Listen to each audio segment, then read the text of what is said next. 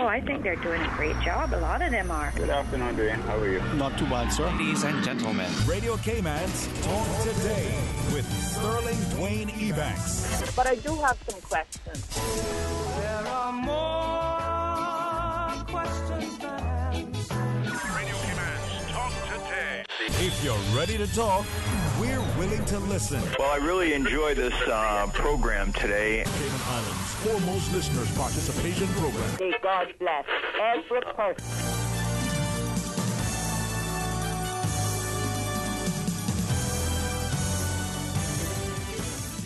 Hey, good afternoon and welcome, and thank you so much for joining us here on this edition of Talk Today. We're going to start things off with our good friends from the Chamber of Commerce, the CEO, Mr. Will Panu, for a few minutes to share with us with excellent things coming up. And then shortly thereafter, the Honourable Opposition Leader, D. Ezra Miller, will be your guest. As you know, the Legislative Assembly is in session. Hopefully you had a chance to listen yesterday.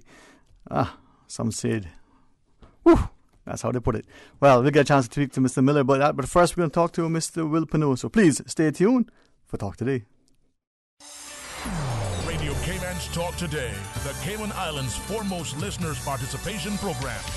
We ask our listeners to avoid statements or comments which are abusive, derogatory, malicious, or defamatory. Do not use any indecent language or make any statement which is false or misleading. Email talktoday@candw.ky or call 1-800-534-8255. Courtesy of Flow, Cayman's #1 network that connects you to your world like never before. Let your voice be heard. Once again, here's your host, Sterling Dwayne Ebanks.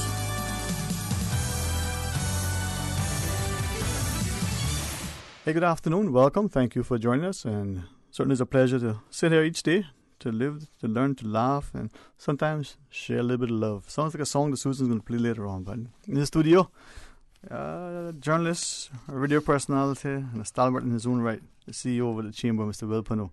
Welcome, my friend. Good afternoon. Good afternoon. It's a good day, isn't it? It is a good day. It's a great day. I like it, man. There's a little bit of a soft breeze blowing, just the gentle chirp of a couple of birds nearby. Not annoying, but intoxicating nonetheless. Beautiful day. Beautiful day in paradise. You know, and I love this place. I love the fact that so many of us understand the importance of, you know, our obligations to our environment. You know, little things that are significant. We finish with our item. Can it be recycled? Do we do it? You know, is it something that goes into the trash bin for proper collection and disposal? But still, and I say this, and hopefully if I'm out of order, sorry, you'll address me, because it isn't intended to offend, but there's still a few of us who are not doing the right thing by our people, by our environment. Mm-hmm. And the environment, to the best of my knowledge, doesn't immediately reach up and slap you. But if it's not addressed properly, it will in time. And I think that's what the purpose of Earth Day is every year, kind of focus everyone's attention on those issues, from recycling to protection of the environment to protection of certain species. Because, again, the Earth is a very fragile place. And for a tourism destination like the Cayman Islands, it's so vitally important that we constantly keep the message out there to keep Cayman clean. Mm-hmm. And I know certainly the Chamber of Commerce has been promoting this message from the 70s. It hasn't been something that just started overnight. We've had various initiatives over the years. David Foster, when he was president in the year 2000, we actually purchased through our membership 200 trash receptacles that were pushed around the island to help in those public areas where people were throwing away trash because there was no recyclable or no bins. So again, we continue, the Chamber and its membership continue to advocate for a clean environment. And that's why I'm pleased to announce today that we're launching another initiative called Cayman Clean. We've been working with the prison rehabilitation programs, and they do some outstanding work in woodwork and other areas. And we have asked the inmates to produce 10 receptacles that we will place around Georgetown. They'll be both for trash and recyclables. So there'll be 2 bins side by side, and they're designed in a nice way that they're durable and they're visible. And we will be putting these Cayman Clean signs on the side of them We've talked to the Department of Environmental Health, so they'll be clearing those receptacles. So again, it's another initiative that we're doing. Not only the cleanups are great, and I'm going to be promoting that in a minute for Earth Day, but we also have to be mindful that we have to have these trash receptacles that are visible and accessible. Because if they're not, people will continue to throw garbage along the side of the road. Well, I hear you, visible, accessible, but we as a people need to use them as well. That's correct. I don't mean, just earlier, coming from a supermarket, as I do, like many of us, we make our purchases. There's someone walking by, looks like the receptacle has just been emptied. It's not overflowing. I don't think there's anything in it.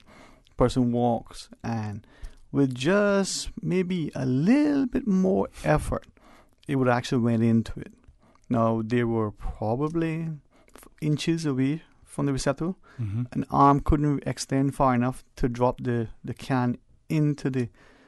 Something is wrong with that picture. Well, there is, and we have a program called Cayman Pride that the Department of Tourism does, where they teach people about taking pride in the Cayman Islands, and that's for anybody who is interacting with our visitors, no matter who it is.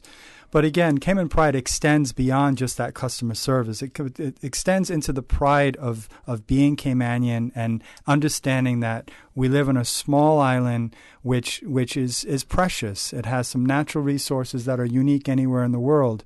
And litter is not one of those things that we should be pushing out into our environment. And again, I know there's fines for that type of thing, but again, a lot of this stuff comes down to people maybe reporting what they're seeing out there and becoming a little bit more vigilant. And I've in the past stopped people that I've seen that put litter, and I basically stopped them and said, do you mind? Could you go back and pick that up? This is my island, and I love living here, and it's unsightly. And do you know that's against the law? Yeah. Don't answer if you don't want to understand, because I don't want to get off on that. But some of us have done that.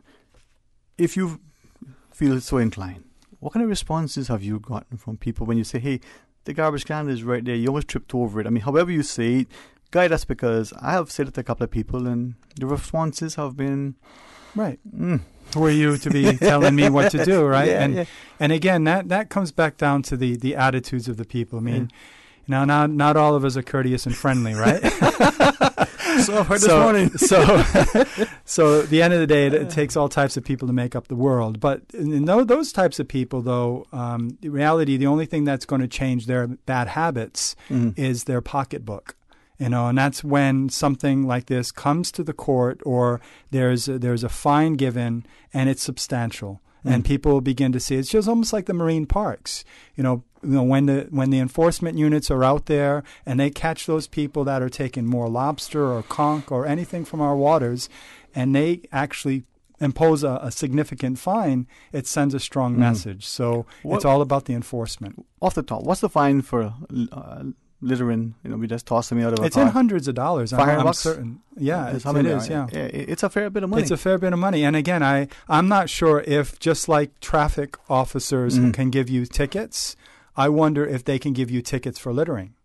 Good question. So that would be an interesting change, right? So if a police officer is walking down on their beat in any district, and suddenly they see somebody actually throwing something out of their car, they get the license plate, and they have evidence that, and then maybe they can give a ticket. My understanding is that they can. My understanding that they have, for that to be enforced, you have to see the person in the act, right? It's not a case. That's right. We know, as you shared, that the marine enforcement officers were given additional powers like the police to be able to do certain things. So if for argument's sake, that is a challenge, but then it should come down to us as a people. How many of us live at home where our mothers are like, okay, clean up after yourself. We're going to help you, but at some point you start to take responsibility. That's in our homes. We take that hopefully through to our schools, to our workplaces.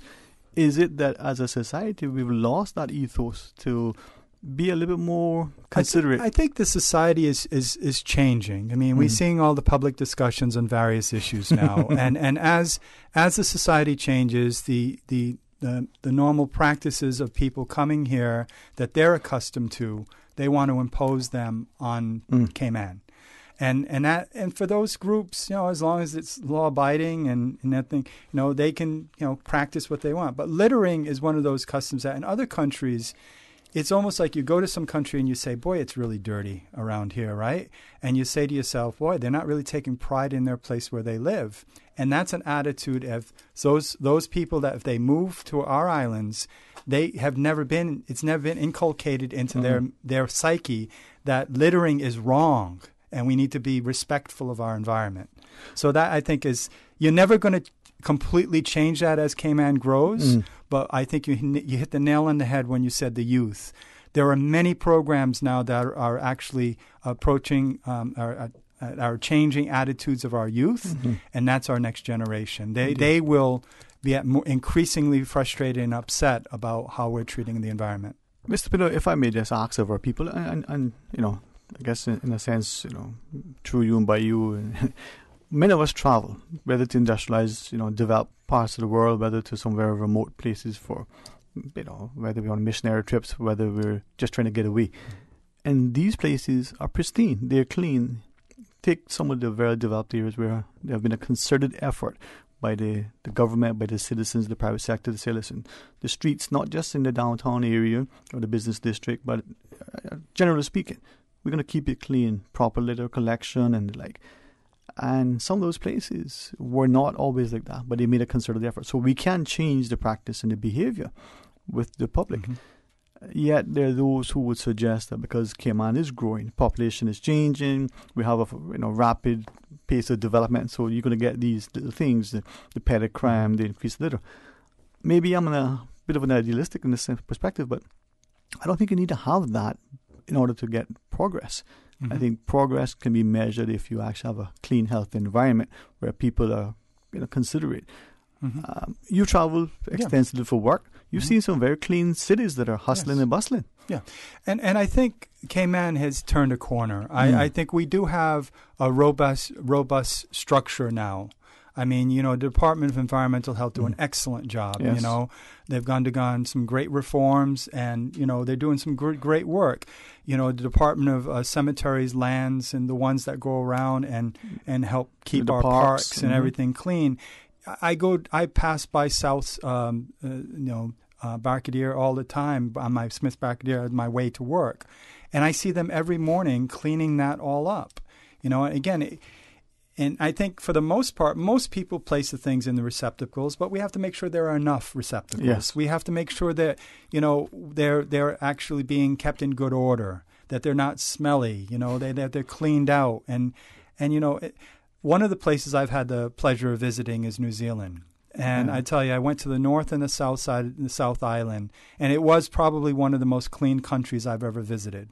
And they took pride in any public space that they had, to the point where it was almost like they had somebody cleaning the bathrooms like every 3 hours. Yeah. And their public restrooms were so clean, and they have designs on them. They have special, unique designs for the different areas that you were visiting. And they lit them up at night. They changed different colors. It really made wanting to go to a public space exciting, right? And that's where I think we need to begin turning the corner on, right? And that's why the Chamber continues to press this type of initiative for Earth Day, just to remind people, and also our Cayman Clean campaign, that we should take pride in Cayman, and we should even make it even better, so that people like me who go to different countries will come back when they visit Cayman, they'll say, wow, what a great experience that was. Even in their public areas, it was clean. Well, this is why I think we commend the Chamber together with the private sector partners to helping us. Mr. Pino, when we come back from the break, tell us more about the upcoming things. A few more minutes with Mr. Will Pino. And then we get a chance to welcome to our studio the Honorable Opposition Leader. We're going to have a chance to chat with him about all the things that unfold in. Phone lines are open. A couple of callers are waiting for some calls as well. Hey, it's going to be a great day. Stay tuned for Talk Today. From happy beginnings to happy ever after. Brit K protects your lifestyle with the best insurance cover at the best possible price. Health insurance with far-reaching benefits. 95% of claims settled in 5 days. Low-cost life insurance. And investments. Security in retirement. With a custodian pension plan. For happy beginnings and a happy ever after. Visit BritK.ky or call 949-8699. Brit K, where people come first. Save time, don't stand in line. You can apply for or renew your trade and business license online 24 hours a day, 7 days a week. Just visit dci.gov.ky and click on the Trade and Business Online application link. Now, you don't need to stand in line, take time out of your busy schedule or try to find parking. You can apply for your trade and business license online. Visit dci.gov.ky today and save time for running your business.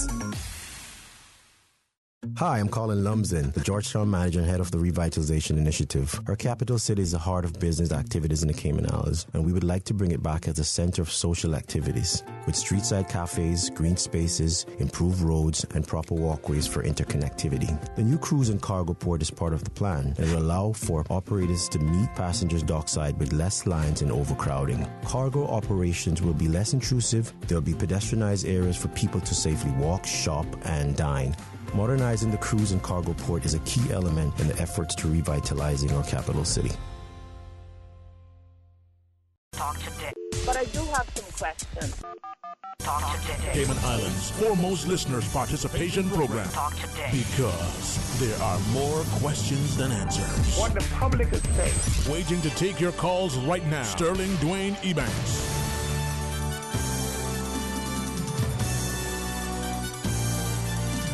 Hey, good afternoon. Welcome back to Talk Today. Thanks for joining us. In the studio, the CEO of the Chamber of Commerce, Mr. Will Pano. We're talking about the upcoming events, and we're especially talking about the opportunity to keep Cayman clean. Mr. Pano, there is a caller online, as Ms. Susan shares with us. Certainly looking forward to you relaying some more information. But let's go to our phones. Good afternoon and welcome. You're on Talk Today. Hello, good afternoon. Good afternoon, Sterling. Afternoon, sir. How are you today? Good, thank you. How are you? Blessed and very thankful. Well, I don't want to be a negative or anything, but I think any conversation along the lines of cleaning up Cayman would be remiss to not acknowledge with concern the landfill. And that's a great concern of mine, and I'm with it bordering on North Sound and the uncertainty as to its internal condition and the ongoing size, especially with a population bump, which has been discussed. Unless there's some sort of plan put in place, I think the country's really, kind of whistling in the dark, going past the graveyard, so to speak. And I'm sorry to be the harvester of ill tidings, but it's just a concern of mine, and I think that at some point I'd love to see it addressed. And so I'll just hang up and let you guys continue. Oh, I appreciate it. Well, we won't take you as a negative Nelson, but maybe not that Sunshine Susan either. Let's just see where we share. But no, it's been an issue that's been ongoing since the 80s. It's not something that's been new, and government has taken steps along the way to try to address it here and there. We know that there's a 50-year plan that has been drafted, and that we're waiting to hear how the negotiations go with the DART group for, I think, the contract as to when that's going to begin. So I think there are definitive steps that are going to be taken shortly, but that shouldn't discourage us from our personal responsibility of taking action. Either it's to reduce, reuse, and recycle. It's the Plastic-Free Cayman supporting their initiatives. It's becoming more energy efficient.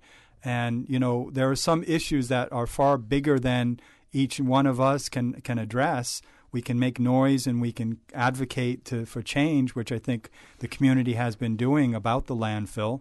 And let's hope that this government is going to take definitive steps within the next 6 months to a year to announce what that plan will ultimately be. And it certainly is, I think what I call a shared, very, very timely. But equally, Mr. Panu, with greatest respect, there are things that we individually, we in our businesses can do. If we're concerned about environmental pollution, are we able to carpool? Are we willing to carpool? Are we able to walk? Are we willing to walk? I'm amazed. I've been going out on the road, meeting with the different chamber members, and I'm actually amazed on how benevolent and giving they are. And many of them do things that are not publicly known. I was just with one business yesterday that actually gives hundreds of dollars every month to the Feed Our Future program. Quietly. They give hundreds of dollars to that program. I mean, there are businesses out there that do that type of work. Yeah. And now, business is in business to be profitable, right? Now, these businesses are taken from their profits to give back to the community. And yes, they're living off the community, supporting their businesses, and I understand that. But I'm overwhelmed. Even on our Earth Day campaign right now, we've got 31 businesses that have supported us in this campaign. It's incredible. Incredible in a small society that is so giving. And I think I every time I come on the radio, I always try to make that point because there is so much giving that goes on that's unknown to the community that always astonishes me, and how generous some of these businesses really are for Cayman. It is telling, and I think it's behooves us to not only acknowledge and recognize it, but do our part equally to continue. And businesses, through the ownership, but through the employees, jointly sometimes contribute, whether to support programs to look after, food drives, clothing, education, workshop days in the communities. But for many of us, we forget that I was saying you can take a horse to water, but you can't make it drink. We know that we should properly recycle our things. We know we should properly dispose of our garbage. Are we just uncaring? It's frustrating. We use you as the example of cleaning up a spot, and then you go back, a few weeks later, and suddenly it's dirty again. I mean, I again, the only thing we can continue doing is try to change people, right? And try to say you can't change people. You can try to break their bad habits, because it's a habit, right? Yeah. If you have a plastic bottle and you drink your Coke and it's late at night and you just throw it out the window, again, we've got to approach like you have done, like you said you've done, right? You've seen somebody trying to do that, and you told them, and you caught them, and they were felt uncomfortable at their response. You think so? Yeah. I don't know. I hope they felt uncomfortable. I'll put it this way, and I don't mean to embarrass anybody. I've done this, and I do it, and it's not to offend anybody. Right. I just think that, like I said to the guy, man, you're nasty, right? The first response was nicer, right? When people are around me, family, friends, they get embarrassed because I say, guy, the garbage can's right there, right? And I can say it very kindly or not. And then the fellow responded to me in a way that I thought was less than a gentleman. Right. And I heard some words I hadn't heard in a while. I mean, Susan hasn't been around for a bit, so just kidding. Right? it was some nasty big words. I thought, wow, you are just as nasty as you are uneducated. But anyway, it's a deeper issue about how brings up, right? How has that person been brought up, and manners, and that's another. I had a meeting with another employer who said, when they interview people, they the first thing they're looking for is whether they have manners or not. And those are some of the basic things that even in the schools you can't really necessarily teach somebody manners unless the teacher kind of takes you to task all the time, right? Well, that's one thing that I like with people like Mr. Miller. They have that booming voice, that imposing presence, and just like an educator, they speak to you in a certain way.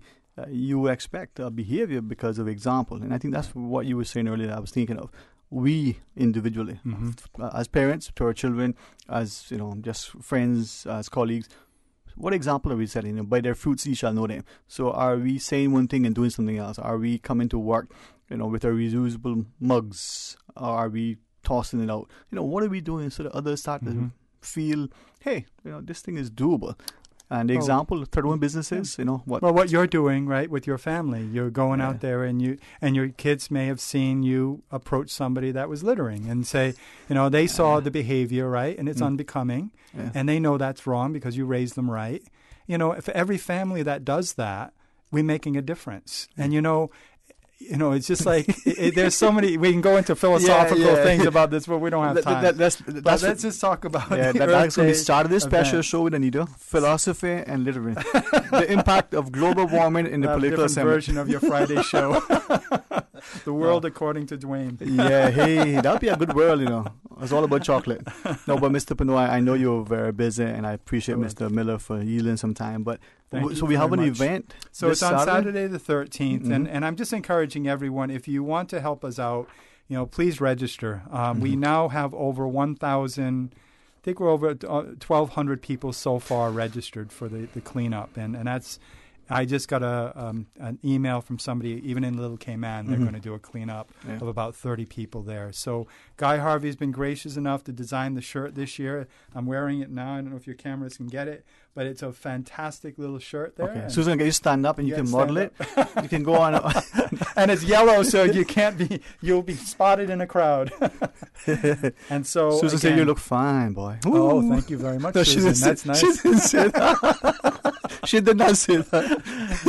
But I just encourage people to either call the chamber office, go on our website, and just register early. We have a limited number of these Guy Harvey shirts that we give out. We're also giving out tote bags to try to reduce the number of plastic bags that end up people taking out of the supermarkets and other places. I know many people, you said, well over 1,000, and every year the number's approaching, more and more. It is for some a couple of hours, and for them it's the first time they've been bending down, that they haven't been in the gym or in their garden.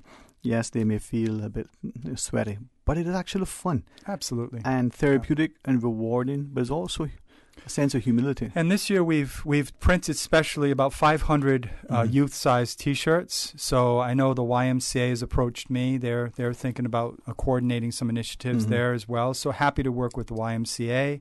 And we're also just delighted that CUC is working with us well on their Energy Efficiency Forum and Fair. That's on from 9 a.m. to 4 p.m. And anyone who participates in the cleanup on the 13th can get a brunch at the Energy Efficiency Forum and Fair, courtesy of CUC. Delighted to have them as a partner. And I think what they're doing to promote energy efficiency is just really awesome. Yeah. So I'd like to thank them.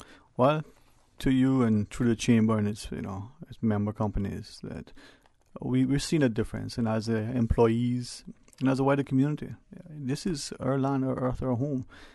What we do is going to affect today and even worse, future generations. So absolutely, we got to do it right. Well, thank you for allowing me to spread this message. And again, I just encourage everybody who wants to participate in the cleanup just to go to our website or give us a call at the chamber. All right. And it's on the 13th? Saturday the 13th, all right, yes. So not this weekend. It's the following weekend. It's the following Saturday. Yeah. And it's going to be early in the morning. The sun is just coming up nicely. It's still cool that time of morning. All right. Have an excellent day, Mr. Pano. Enjoy your afternoon. On your way out, please enjoy some of the freshly baked goods that we have there. Compliment this. That's not true. Wow. April Fools. Just teasing. When we come back, we have the great company of the Honorable Opposition Leader. So please stay tuned for Talk Today. All members of the Cayman Islands Civil Service Association, you are wanted. We need you to come to the annual business meetings to hear what's happening within your association, so that with your help, we can have a more productive year. Mark your calendars for these important dates. Grand Cayman, Wednesday, April 10th, 5:30 p.m. at the Georgetown Town Hall. And in Cayman Brac, Thursday, April 11th, 12:15 p.m. at the District Administration Building, upstairs, conference room. Refreshments will be served at both meetings. Come early, mix and mingle, and catch up with your fellow association members. There will also be surprises at the meetings, but you have to be present to take part in the fun. Remember our very important business meetings. Grand Cayman, Wednesday, April 10th, 5:30 p.m. at the Georgetown Town Hall. And in Cayman Brac, Thursday, April 11th, 12:15 p.m. at the District Administration Building, upstairs, conference room. We look forward to seeing you at the meetings.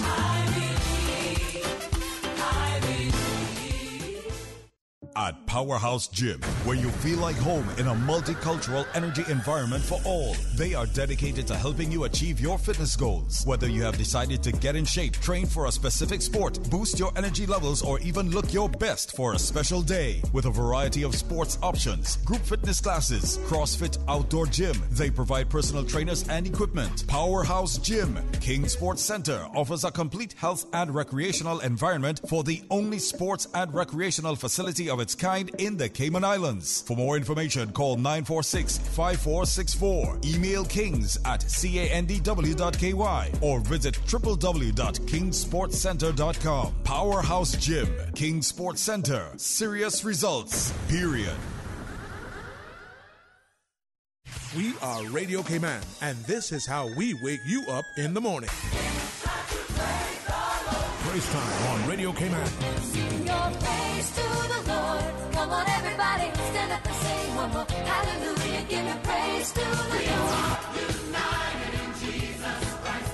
We are the soldiers of the Lamb. Praise time. Weekday mornings from 6 until 6:30. There's a meeting up in heaven. Roll call. He's a name in the Lamb's book of life. Roll call, brother, sister. Roll call. If you don't stop shouting, if you don't stop dancing, they're going to put you out of our church. Praise time. Jesus in the morning, yeah. Weekday mornings from 6 until 6:30. Your song flowed through my lips. Your work moved through my hands. Your thoughts stay on my mind.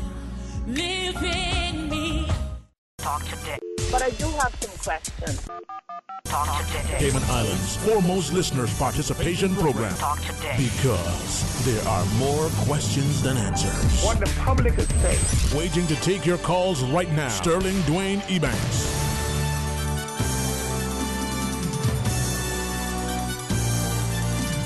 Hey, good afternoon and welcome back to Talk Today. It's some open line, and as we're expecting, we know that the Legislative Assembly is in session. Hopefully, many of you are able to listen to the proceedings. We can do many things simultaneously. I watch some of us walk and actually, talk at the same time. So hopefully we can do it. While you're listening to us here, you can tune in to our sister station, Breeze FM, and get the proceedings of the Legislative Assembly live. Of course, radio is very, very mobile. You can take it with you. With the platforms that we have today, you can have a layer piece. That's probably one of the few times when you want to be connected. Yeah. So you can listen to it while you move along and be up to date. And if you miss it, well, Radio Cayman always takes the proceedings again as a rebroadcast later on. So always an opportunity to be informed. Now, 1 o'clock after headline news, we're expecting the Honourable Opposition Leader to join us. And we invite you to be a part of a discussion for some open line between now and then. 949-8037, 949-6990. I don't mean to sound disparaging in any which way, but we recognize increasingly a lot of you are still challenged to get through on our 800 number. Sometimes it seems like all the phone lines are working.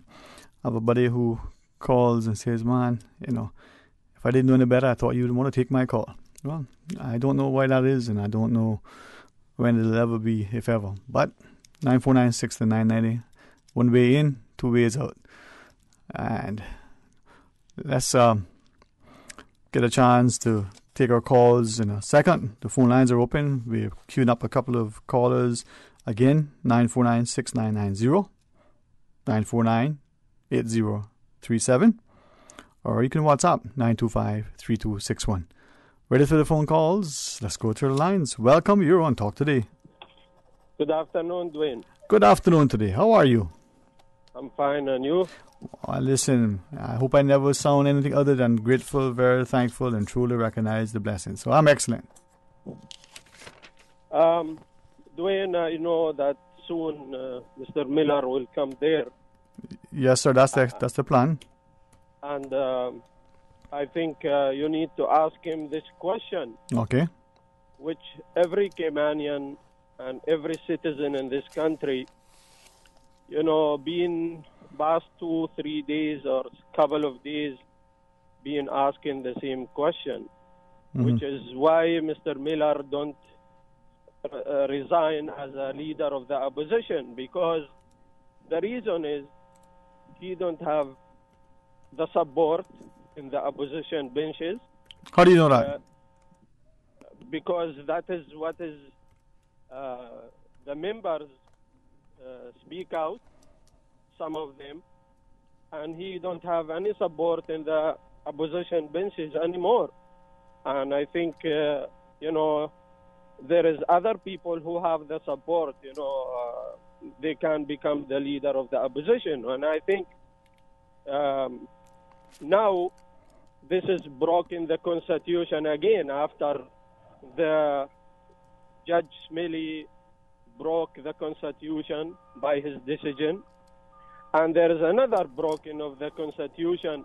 So it become that like anyone could go over the constitution of this country.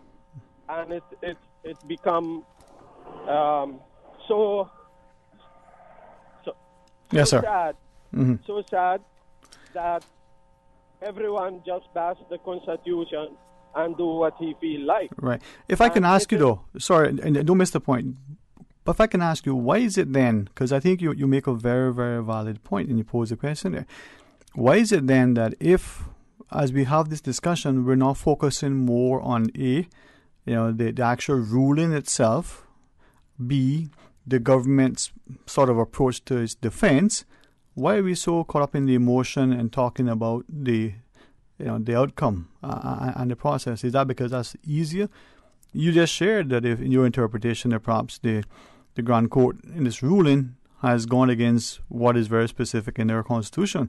How come we're not focusing on that part of it? Dwayne, I was coming to in first, I would publicly thank the Honorable Premier Alden McLaughlin and the Honorable Arden McLean and the Honorable Makiva Bush and the honorable members of the House who stand firm to and members of the Cabinet for their stand in this issue and for their solidarity together, to stand together to defend the dignity and the families of this country.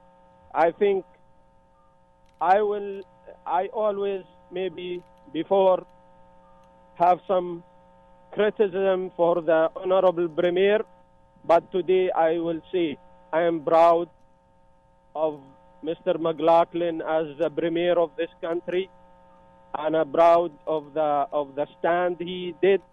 Him and every member of the Cabinet, I think they did excellent in their position. They clear, and also it is very clear message.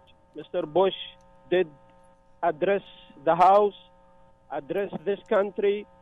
Mr. Arden McLean, I think he brings a great motion. We need such stand to fix the issues in this country, and we need, I hope, the government win this fight, because the Constitution should be respected in this country. The issue is not who marry who or who don't marry who. The issue now is come to, is there is a Constitution should be respected in this country or not? And the two issues, the issue of the judgment of the Chief Justice, and now the issue of Mr. Miller stepping down as a leader of the opposition. Those two issues is challenging for the Constitution, and it needs to be clear that the Constitution over anyone, over any personal gain, any whoever he is in this country, we all have to respect the Constitution of this country.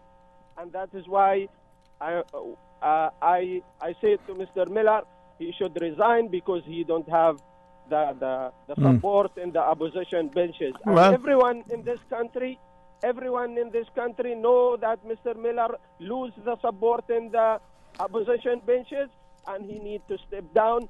And there is no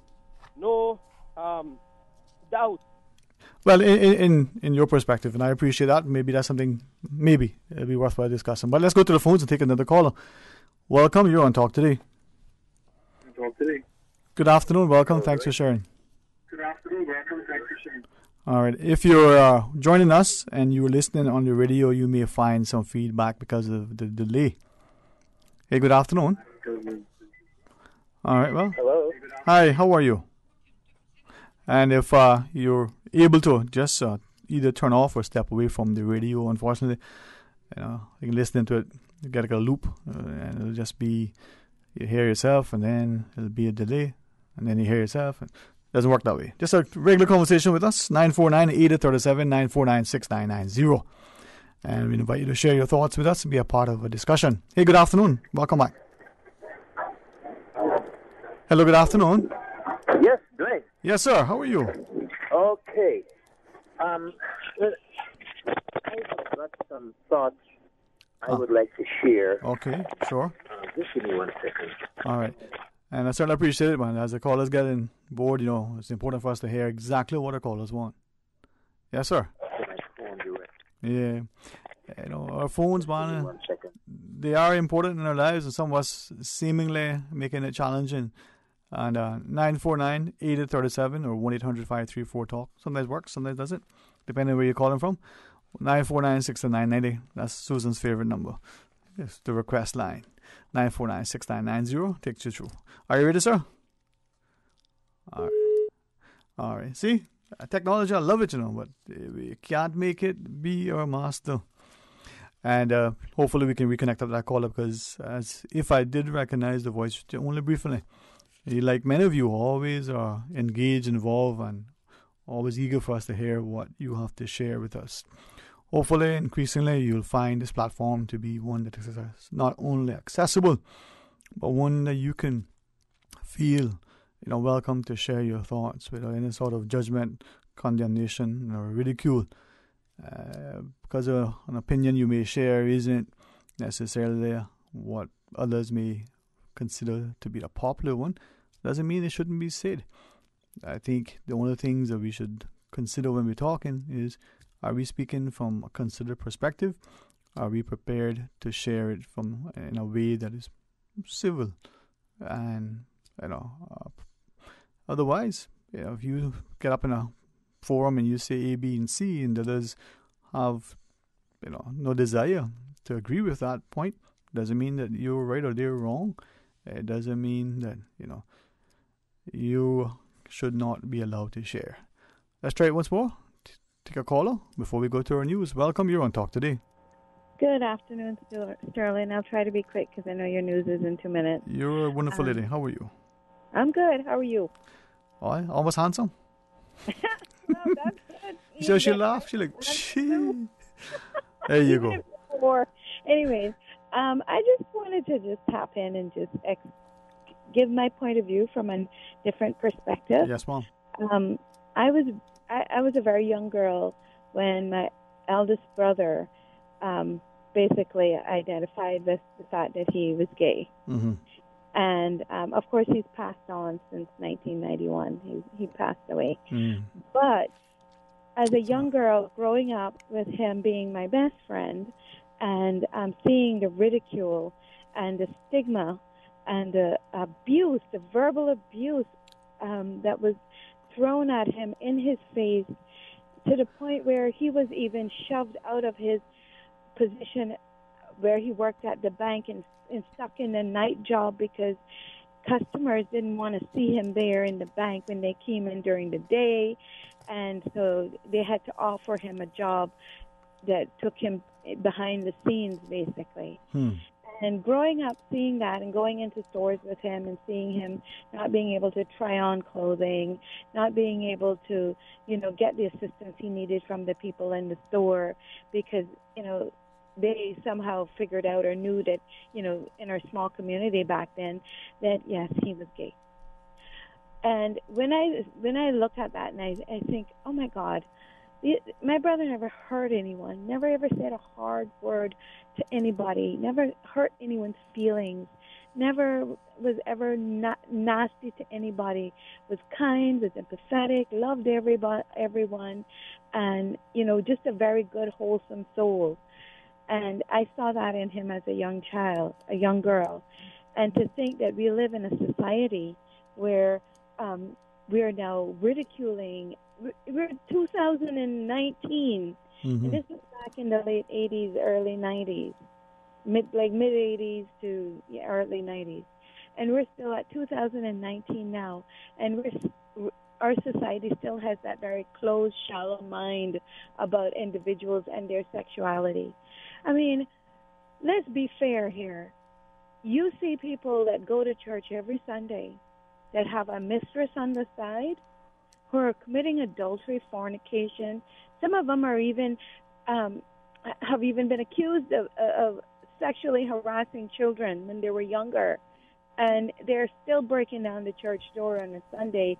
And some of them are out here in the community condemning two individuals who the court said should not have any issue with them, you know, getting married. If they're in love, want to get married. Why are we still in that mindset? We're not growing our country. We are smothering it. And for someone who raised up with a gay member of my family and loved them dearly and had to witness the hate alone in this country, there was so much hate thrown at us in this country. All his siblings even got a taste of it. And we weren't gay. We were all heterosexual. He was the gay one.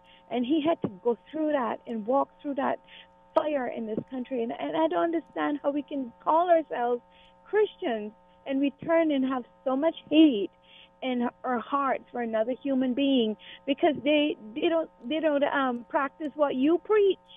That's unfair.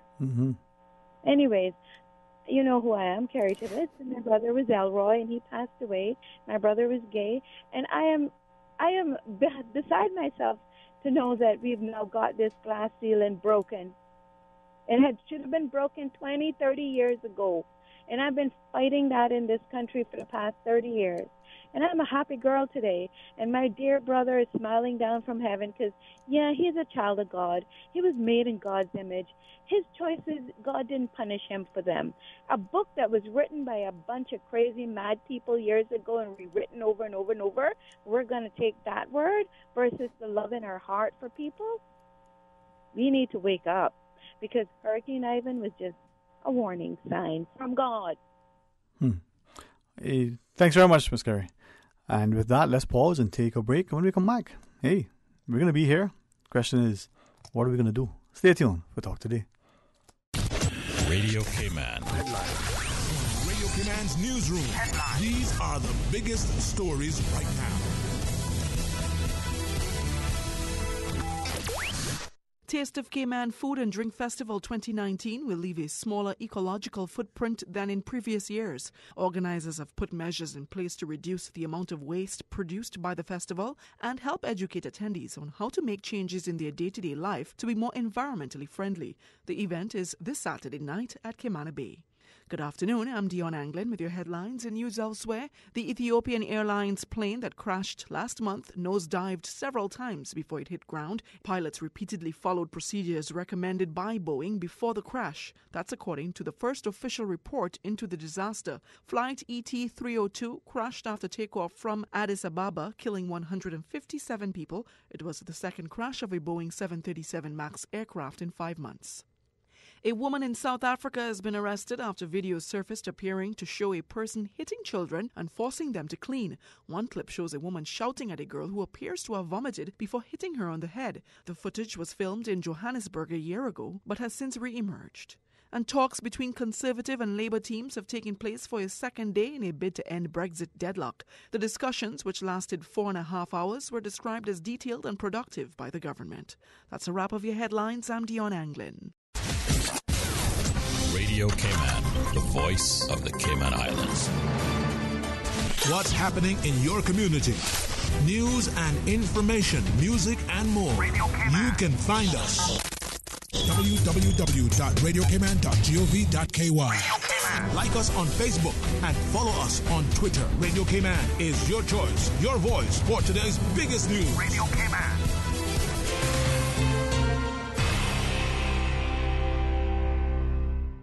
Ray, are you ready for a special April edition of See What I'm Saying this Friday? Yes, this Friday we're talking about Easter traditions, Easter customs. Even the Easter Bunny? Even the Easter Bunny, but that's an agouti though for us. An agouti and the Easter Bunny is one and the same? Yeah, and they're part of the rodent family, just so you know. See what I'm saying. I always wondered how you can get eggs from a bunny. I have no idea. Are they chocolate-covered eggs? If they are, I don't know where they're coming from. The chocolate factory? Okay. Just join us and we'll work this all out.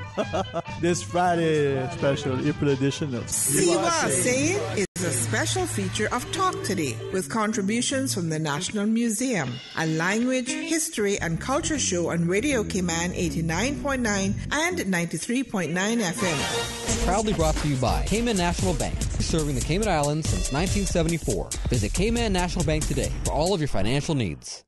Spring is in the air and Easter around the corner. So too is Savannah Pharmacy, your neighborhood pharmacy located in Countryside Shopping Village. Stocked with Easter gifts and treats and new spring apparel. Remember, they're always just around the corner with everything your family needs and convenient opening hours including Sundays and holidays. Get all of your Easter purchases at Savannah Pharmacy in Countryside Shopping Village or call 946-3336. Savannah Pharmacy, your neighborhood pharmacy located in Countryside Shopping Village. Talk today. But I do have some questions. Talk today. Cayman Islands' foremost listeners' participation program. Talk today. Because there are more questions than answers. What the public is saying. Waiting to take your calls right now. Sterling Dwayne Ebanks.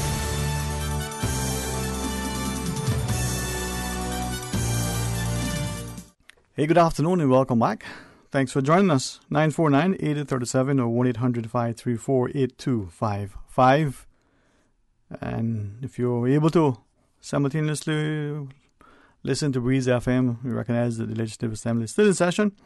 And Mr. Miller may or may not, find his way down. But let's see. His intent is to be able to join us. Hopefully that materializes. But in the meantime, why don't we share, your thoughts with us. 949-8037, 1-800-534-8255.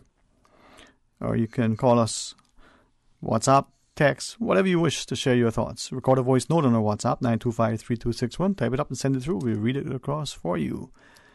And the caller before the news, the stigma, the sort of, hate that many people still face because perhaps the jobs that they have, perhaps because of the religious practices, perhaps because where they live, maybe their last name, their nationality, the color of their skin, their sexual orientation.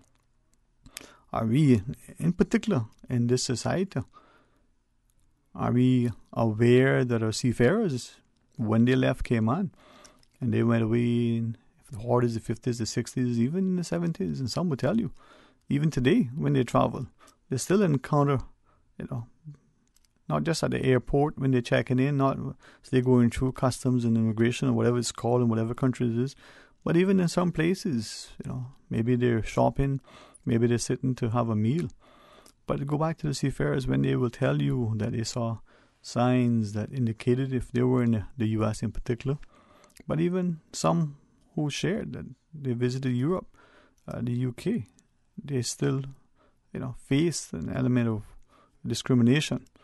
Now, the question that we're asking ourselves, are we able to show a greater sense of love, as that caller reminds us? Are we treating people with a healthy sense of respect? Are we looking at people and whatever the thing is that we don't like about them is because of their attitude and behavior, what they're doing or failing to do, not because of, the kind of hairstyle that they have or maybe our perception of their lifestyles or the like. And equally, what example are we setting? Are we ourselves, in the semblance of moral, sort of upright, almost want to say righteousness, not indignant and self-righteous, but is there in a sense of integrity and ethics in our own character, in our own behavior? Argument's sake, you make a deal with someone to sell them a piece of property. Before the contract is drawn up, you have a handshake and sell you this piece of land, for $5, and you shake on it, and nobody feels like the other one is taking advantage of the other. and the lawyers or the respective parties sign the piece of paper later on, do you change your mind? Are you so, of the nature that even with a piece of paper signed up by the best, what they say, Philadelphia lawyers, you still find a way out of it?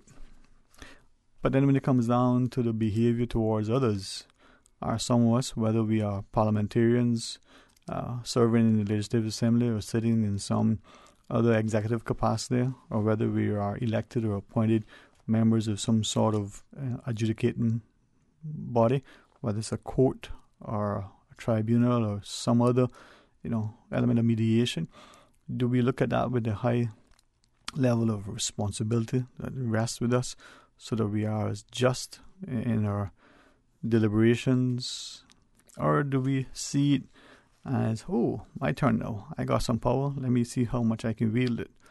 I don't know. Not, I guess, much different sometimes to our perspective when we look at how we treat our environment.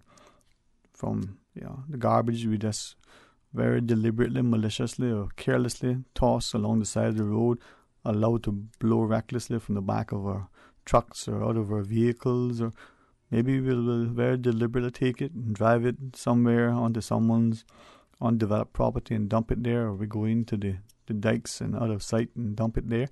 I don't know. What are we doing? All those things, I think, indicate the health and the wealth of our society and have a bearing on our welfare as a people. Now, as much as we can talk about the emotive side and how this issue is going to be discussed now and forever, the question remains, are there other things that are as important or maybe more important or still require some level of discussion?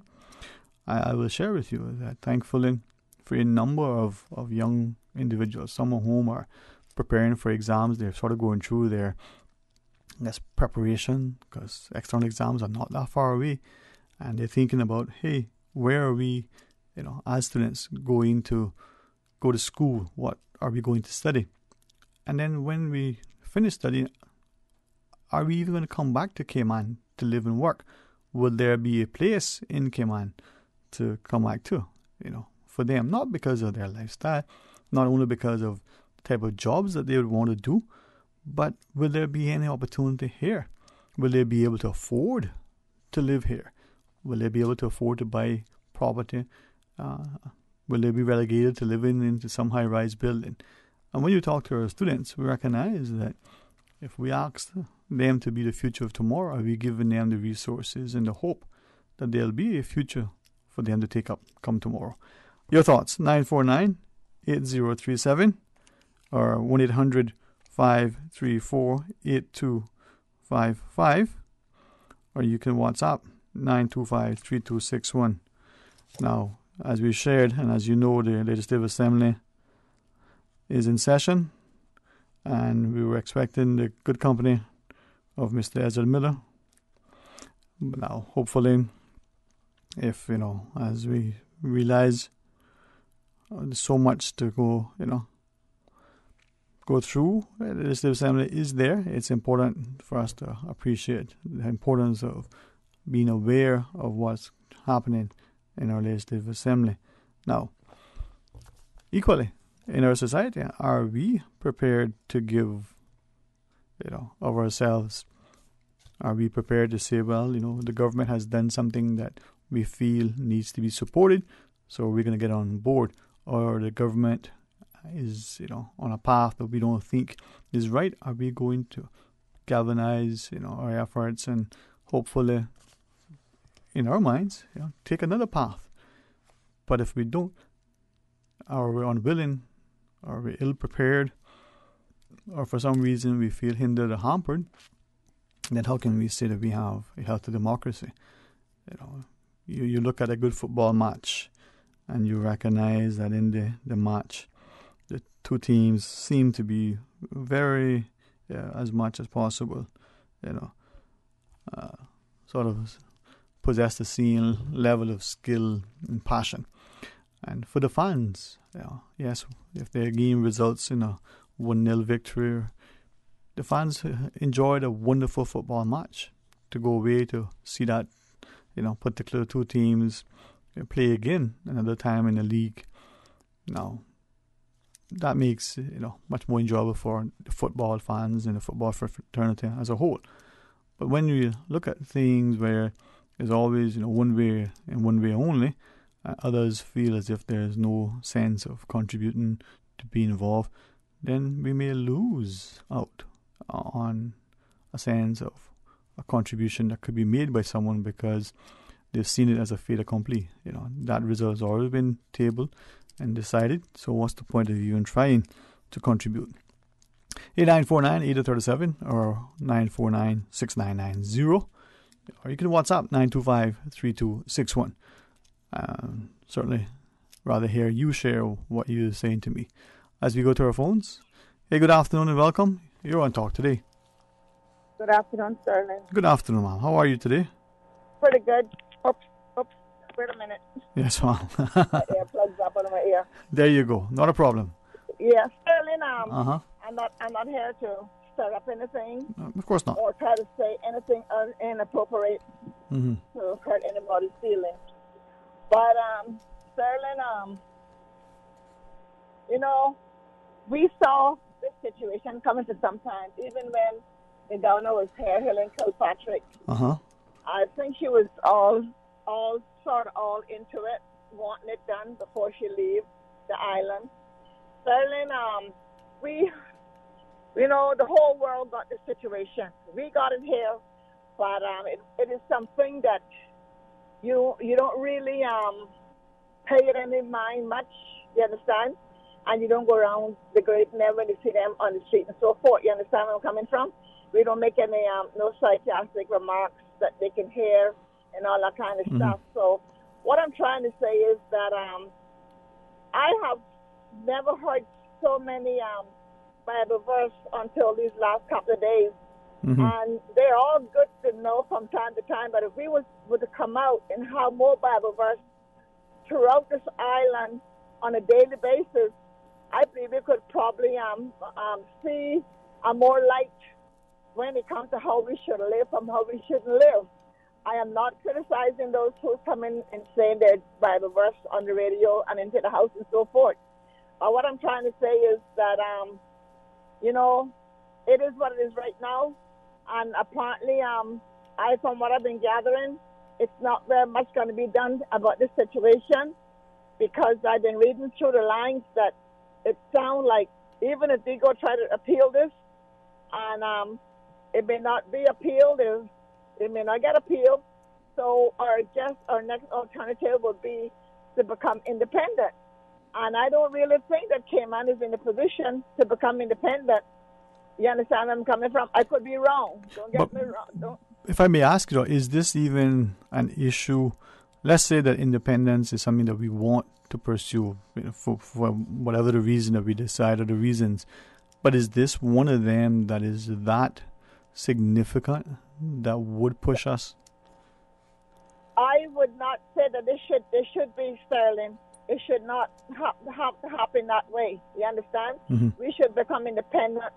If the government feels that we can become independent in the future, we wouldn't want to have to go independent like overnight. I use the figure, the words overnight, just that we can come out of this situation because Sterling is here, is past, and I doubt very much anything got to be done to correct it because then they got to come back and say, well, this can't happen and that can't happen because it's in the what is that human right? The human right law is it in that, Sterling? Is this situation into that human right law? I'm asking you. So if this human rights is in the law, you mean No. Is this situation here in the human right law? Is it in that? Yeah. My understanding of it, and I was just looking at something because I wanted to share that with you as you were saying, is that if I can just take it back for a second, and I did ask a number of very, very, what I think, experienced, educated people who would be able to speak perhaps dispassionately about just the issue, so that we as a public can get a perspective. And what I understand is, one, our laws recognize the ability for people to do, to have the freedoms that they enjoy. But when it comes to marriage, it's very specific that it says a man and a woman. What I understand equally is that, and again, just what lawyers have shared, practicing lawyers in this jurisdiction, is that whereas the courts, in our instance, can make a declaration that something is, sort of repugnant to the Constitution, they can't make law from the bench in that sense. That has to go back to the Legislative Assembly to change. If the Legislative Assembly refuses to make any changes or digs in its heels, then if the UK, because we are not an independent nation, if the UK says, you know what, that's not doing us any good, we need you to change that. If you don't do it by now, we send down an order in council on whatever that issue is. All right, the UK has that final authority through an order in council. What I gather from again, just from a handful of lawyers in particular, have said that this particular ruling should not have been unexpected. Comes as no surprise, because this is where the world is going. This is what the courts and the community should have expected to happen. But it does not change the law. I would love for clarity on it, because increasingly now we've seen like people are backpedaling, sidestepping, unwilling to say anything publicly, because one, they don't want to seem to be offending the courts. Two, they don't want to be seen to be offending their politician friends. Or three, they don't want to be offending their voters. We just want people to be able to speak objectively and maybe get away from the emotion as much as possible. Sterling, we got just as many churches as we got banks on this island. Churches as many bars, some would say. Yeah, and a few people who went out to the Assembly building a couple of days ago, I mean, that was a slap in the face to the community and everything. Sterling, I have nothing against anybody who want to be what they want to be. I have nothing against these individuals. Believe me, I have nothing against them, okay? And I would never disrespect them, because then that is their life they want to live. But Sterling, we have had that here from day one. It's never been a problem. And a lot of people don't come out of woodworks, and some come out and some don't. But those that do come out, they're respectable, and they you don't see them flaunting and carrying on, you know what I mean?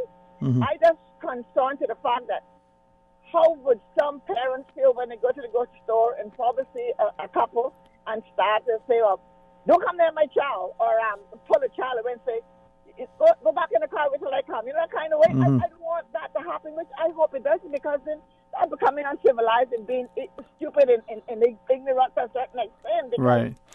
I mean, standing alongside that individual, what can I do to that child? It can't do the child anything, and it can't do the mother nothing, neither as far as I'm concerned, unless the person says something out the way and disrespect the child or the mother. And I know that's not going to happen here, because Sterling, I work with a cruise ship, I work with the airport, and we got these people coming here by the galores. You understand? And they come here and they have a good time, they go back where they come from.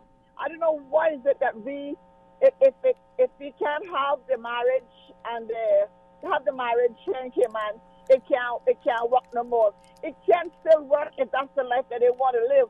And if we say no marriage, then you want to go and get married somewhere and come back to Cayman, so let it be. You understand? But Sterling, I just want to ask, when we were doing election 2.5 years ago, was the last human right information was out there at the same time stating that you could sign or not sign? Was it something in that category? Not sign for what, sorry? For marriage, you mean? No, for the human right. When they brought this human right here to Cayman, did they have said that I was involved in it? I don't want to be calling no names and all that kind of stuff. No, but see, yeah. As I listen to you, right, I recognize that there are, more so now than ever in the last few days, a great level of confusion in this country, partly because the silence by the church, silence by the politicians, they seemingly, and again, I have tried to ask a number of people, one, for clarity for myself, so that I can have a meaningful discussion, with my own circle. Two, to understand better what is transpiring. And unfortunately, and this is not to throw anybody under the bus or to malign anyone, but it seems that on one hand, the media is reporting it in a way that seems to be not as accurate. Maybe that's an agenda. We have the Human Rights Commission weighing in, the Office of the Governor weighing in, the FCO weighing in. I'm told by an attorney that with this issue now, as the Premier announced yesterday, subject to appeal, that it should have been much more a responsible thing to do than to hold off by certain parties making any comments.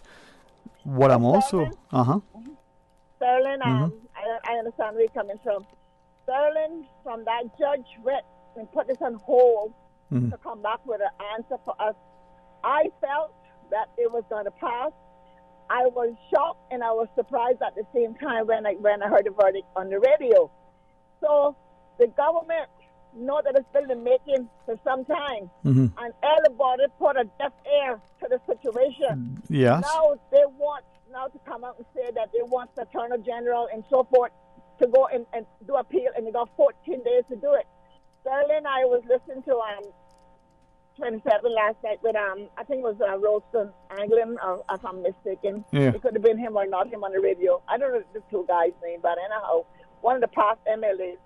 He was on the radio, on the TV last night, 27 News, and from his conversation, it sounds like, I could be wrong, it sounds like, nothing much going to come out of this 14 days in this thing the government is asking to have this appeal, because then if we do not get an appeal of this, then we're going to be hanging with it and we're going to have it, or then we have to become sort of sound like independent. Right. I don't want to go independent under the circumstance. Yeah. But all I want to say, Sterling, to the Cayman Island people, it is here, and I doubt very much it's going to be a correction that is going to go away. Right. It's not going to go away too easily. So I'm just telling my people, I know how some of y'all feel.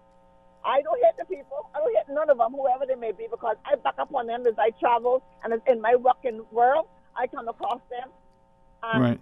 That's their life. Well, I'll share with you, right, what again, and I don't mean to imply that lawyers are the only ones with any sense, but because we're talking about law, it would probably be good to speak to a practicing lawyer. And if you speak to someone who seems to be in the courts often, or has experience, or seems to have been held in a high, sort of esteem by, colleagues in the profession or members of the community. So a handful of these lawyers have shared that, one, again, and I only repeat this, hopefully if it's wrong, somebody listening and knows better can clarify. Again, hopefully a legal expert. They've said that through the ruling of the court, it is still left for the Legislative Assembly to sort of make the necessary amendments, to the law. Now, if there is an appeal, and let's say it goes to the next court up, the Court of Appeal, and then from there it goes to the Privy Council, the final Court of Appeal, that the expectation is that those courts will still agree with the Constitution, with the ruling, only because that's the nature of where the world is turned. But the fact remains is that the law has not changed. It's only that there's a declaration that this thing is repugnant to the Constitution.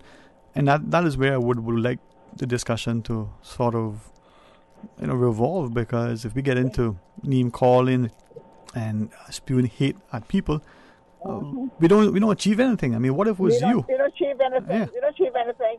And Sterling, what happened here in Cayman? All you can hear from the officials here that runs this island, we have to get with the program. There are so many programs out there that we, the people of this island, need to get into. And sometimes I don't think some of them is appropriate to get involved in, because then we got our own backdoor problem. We got so many things here that needs to be more looked into, more corrected, more everything. You understand? The more important issues, huh? More important things around here to be going to go and fight this case now. When they had this the cruise ship referendum going on, you have people calling the radio talking about government got to do this thing, government got to do that with money and yakety yak. Now we got to take money now and go and do a 14-day appeal for this situation. Sterling, I got to say it and I say it again. This is their life. I am not for it.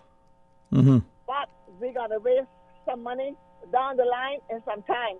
The House went in yesterday to rule on certain things and couldn't rule on nothing. They had to end up ruling, talking about the situation. And they never accomplish anything. Everything is put now that they got 14 days to apply for appeal for the situation. I just want to say to my Caymanian people, don't get too comfortable because it may not be appeal. And if it be appeal, it's not going to be an easy road for the Cayman Island and so forth. And you can look for independence coming on the road, and we got nothing to become independent with. We're going to be here sitting now wondering upon them because of one situation. Two young ladies had the power to go to the courthouse and did what they did. And we got so many other things here that needs to be right in the courthouse. Exactly. It's a better Cayman Island for us to live in, and we can't get our foot into the Well, door because then we're not going to backbone. We are a bunch of cowards. Yeah. Let me invite us to consider this as we go to the break, right? The Honorable Premier is a lawyer as well. And in his comments to the Legislative Assembly yesterday, he used, words kind of like, I think, being very, very, very respectful, being very diplomatic. And I think, as we would expect, someone like him and in his position, he's intimating that maybe the Chief Justice may have trespassed on the constitutional remit of the Parliament. Now, nice way of, nice flowery language, but as we come back, maybe we can interpret it. Mom, thank you for leaving us with that. And enjoy your afternoon. We're going to pause and take a break. When we come back, more Talk Today. Awake your taste at Daily Grind Cafe, Cayman's longest running coffee shop. Enjoy our cozy ambiance at Dr. Roy Drive, Georgetown. Or visit us online to view our delectable menu and for limited time offers at dailygrindcayman.com. Headlines. With the latest headlines. All the news when you want it. Tune in to Radio Cayman for hourly headlines of the day's top stories. One of Cayman's bright and shining young stars. Local, regional, international. Turning to international news. Updates on the hour between 7 a.m. and 6 p.m. on weekdays. Radio Cayman News. Headlines. Your voice, your choice for today's biggest news. One TradeX knows there's more than one way to invest. One TradeX is the Cayman Islands' only fully licensed online broker-dealer, offering discount trading services to individual investors and traders, hedge fund managers, and family offices. One TradeX has the most competitive online trading prices of any offshore broker worldwide, with no custody or management fees, free demonstration accounts, and no charge to open an account with a $5,000 minimum deposit. Trade stocks, options, futures, bonds, and Forex. Learn more and open your free demo account today at OneTradeX.com. OneTradeX, the Cayman Islands' #1 choice for online brokerage. OneTradeX is licensed to conduct securities investment business by the Cayman Islands Monetary Authority. This Easter weekend, the Cayman Islands will welcome the rest of the Caribbean, and you do not want to miss it. Carifta 2019 takes place at the Truman Bodden Sports Complex from April 20th to 22nd. Watch the region's most talented track and field athletes compete and come cheer on your Cayman athletes. Get ready to raise your flags at the Caribbean's biggest athletic event this Easter weekend. It's Carifta 2019. Tickets start as low as $10. On sale now at CaymanCarifta2019.ky. See you at the games. Carifta 2019. It's all about unity and together. Get your tickets now at CaymanCarifta2019.ky. Brought to you by the Cayman Islands Government, CUC, Salt Technology Group, the Cayman Islands Athletic Association, DART, Miracle Broker, Maples Group, Pinnacle Media, World Gym, and Radio Cayman. Did you know that the Department of Environmental Health operates a recycling program in the Cayman Islands? Recyclables such as number 1 and 2 plastics, tin and aluminum cans, cardboard, as well as glass and ceramic items are recycled on Grand Cayman by the DEH. Take these items to the recycling depots located at all Foster supermarkets, Kirk Market, and Hurley's Grand Harbor. Remember, keep the Cayman Islands clean, reduce, reuse, and recycle. For more information about recycling, please visit DEH website at www.deh.gov.ky. CUC advises participants in the Green Iguana Culling Program to exercise extreme caution around the CUC's poles and power lines, especially when extracting iguanas from trees or branches that are in close proximity to poles and power lines. Participants should keep all objects such as poles, sticks, or hooks away from any CUC equipment to avoid any electrical contact. For further information, please contact our customer service team at 949-5200 or via email at service@cuc.ky. Awake your taste at Daily Grind Cafe, Cayman's longest running coffee shop. Enjoy our cozy ambiance at Dr. Roy Drive, Georgetown. Or visit us online to view our delectable menu and for limited time offers at dailygrindcayman.com. Talk today. But I do have some questions. Talk today. Cayman Islands' foremost listeners participation program. Talk today. Because there are more questions than answers. What the public is saying. Waiting to take your calls right now. Sterling Dwayne Ebanks.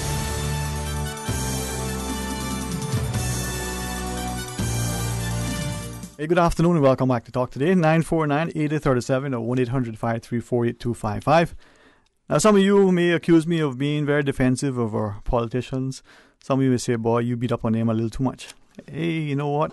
Some days I feel like I don't do enough either. But that's not my job solely. That's all of us collectively. Because if we're going to have a healthy democracy, we must be able to, without being vitriolic, be very committed and involved. And I'm grateful. Now, as our sister station Breeze FM continues to carry the proceedings of the Legislative Assembly live, hopefully listening to both, we're going to have a chance to chat. And Honorable Diaz-Miller may or may not come in. If he doesn't, please do not hold it against him. But I'm honored to be able to welcome to the studio two fine, handsome gentlemen. You know, one a stalwart in his own right, Mr. Mario Rankin. The other, very up and coming, diligent, dedicated, news reporter in the form of Mr. Andrel Harris, who, if I may say, found his way through our studios early on as part of the Youth Flex crew. And you may have seen him in other facets. So these two gentlemen are here. Now, Mr. Rankin, I said to Mr. Harris, we have an ongoing public discourse on many issues. Mario Rankin has been one of the individuals who constantly, I think, remind us of the importance of healthy democracy, having people willing to sort of carry the load. For our listeners, Mr. Harris has, well, I believe you the first to broke the news last Friday from the courthouse saying the Chief Justice just made this ruling. I appreciate you coming down, giving us as a populace an opportunity to hear. But this is what Radio Cayman has been reporting thus far.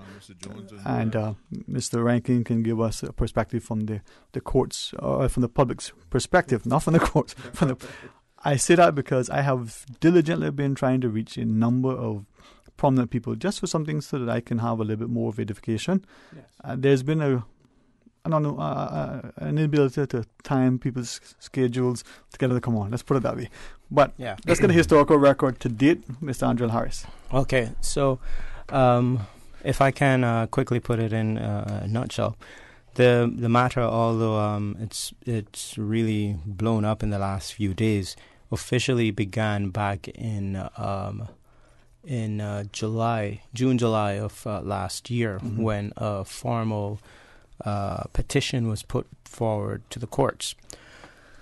How that ended up reaching there is because the petitioners, Ms. Chantel Day and Vicky Bawden-Bush, reached out to the government and the governor's office. And according to the court documents and, quoted in the Honorable Chief Justice's ruling, which I have here in front of me, Ms. Day and Ms. Bush say they received no response from the Premier's office or from the government of the Cayman Islands, and they received a response from the Governor's office stating that they were not in a position to intervene in the matter. Of course, Ms. Day and Ms. Bush were calling on either the government or the Governor's office or the Governor to step in and address the marriage law. Now, which takes me to the Chief Justice's decision. In essence, the Chief Justice ruled, as we know, redefined. There were two important rulings that came down right then and there, which was that the definition of marriage was now is now, as it stands right now, is now a union between two people as each other's spouses. Prior to that, of course, it was a union between a man and a woman. No, it's still that way. The law hasn't changed. No, it has. No, here's why. This is where confusion. we are. Yeah. No. This is where we are right now.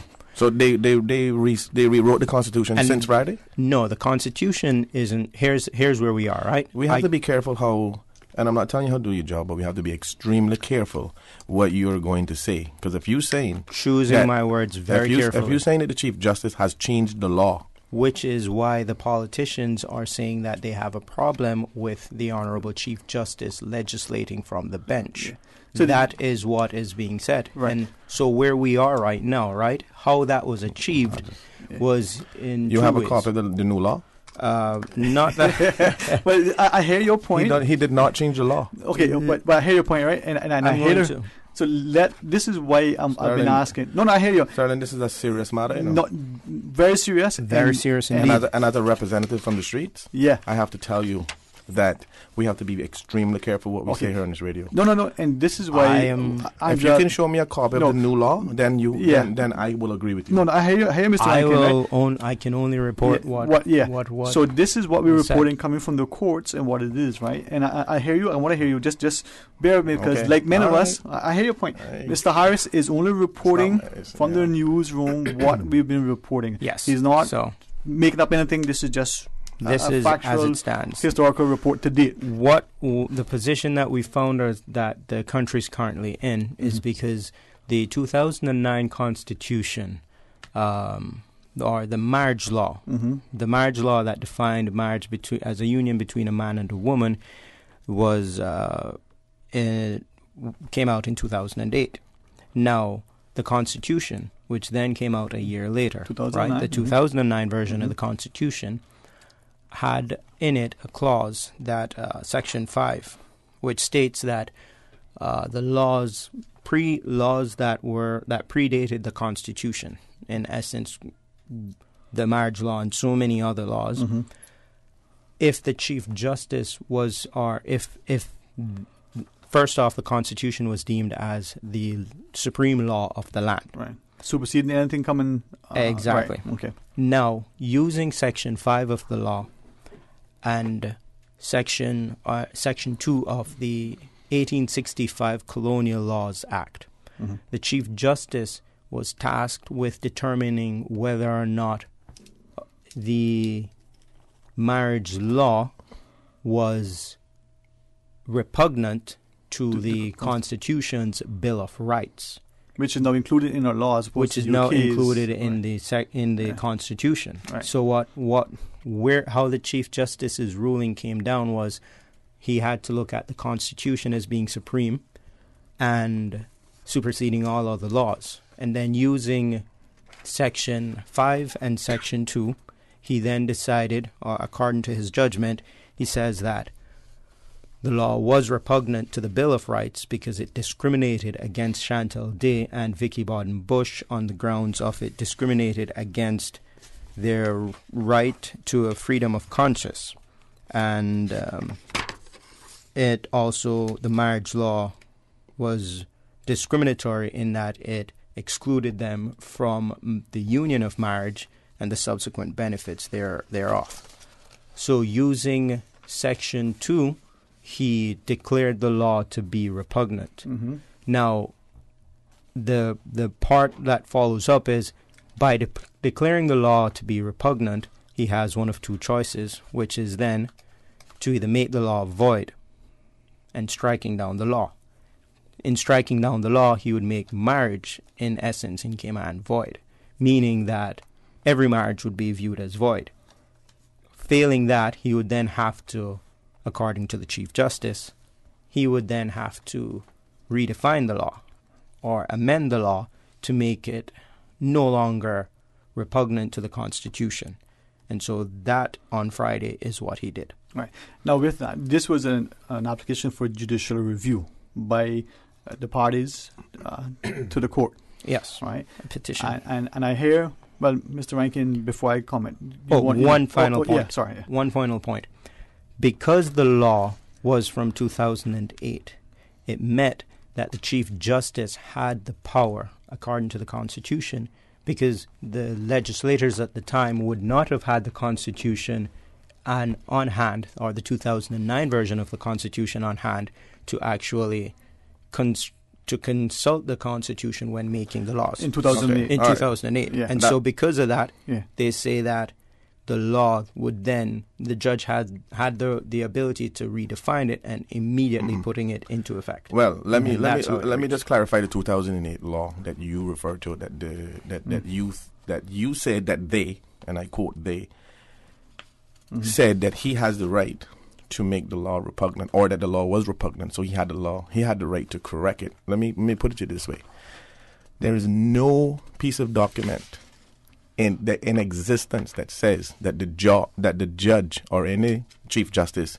in this country or in the British territory can legislate, change, or make laws. He cannot change the law. Only the legislators, the elected members, can change and make laws. Now, if there is a law that is pouncing on someone's human rights, it is for the Foreign Commonwealth Office to intervene and say, okay, well, this law violates XYZ human rights, so therefore we're not in support of it, and if you don't amend these laws accordingly. Now, let's just make this very clear now. That law existed in 2008. The new revised Constitution came in 2009 with the stamp of approval of the Foreign Commonwealth Office. Let's not forget that our Constitution wasn't just something that we waved a magic wand, changed, and decided to put it into law.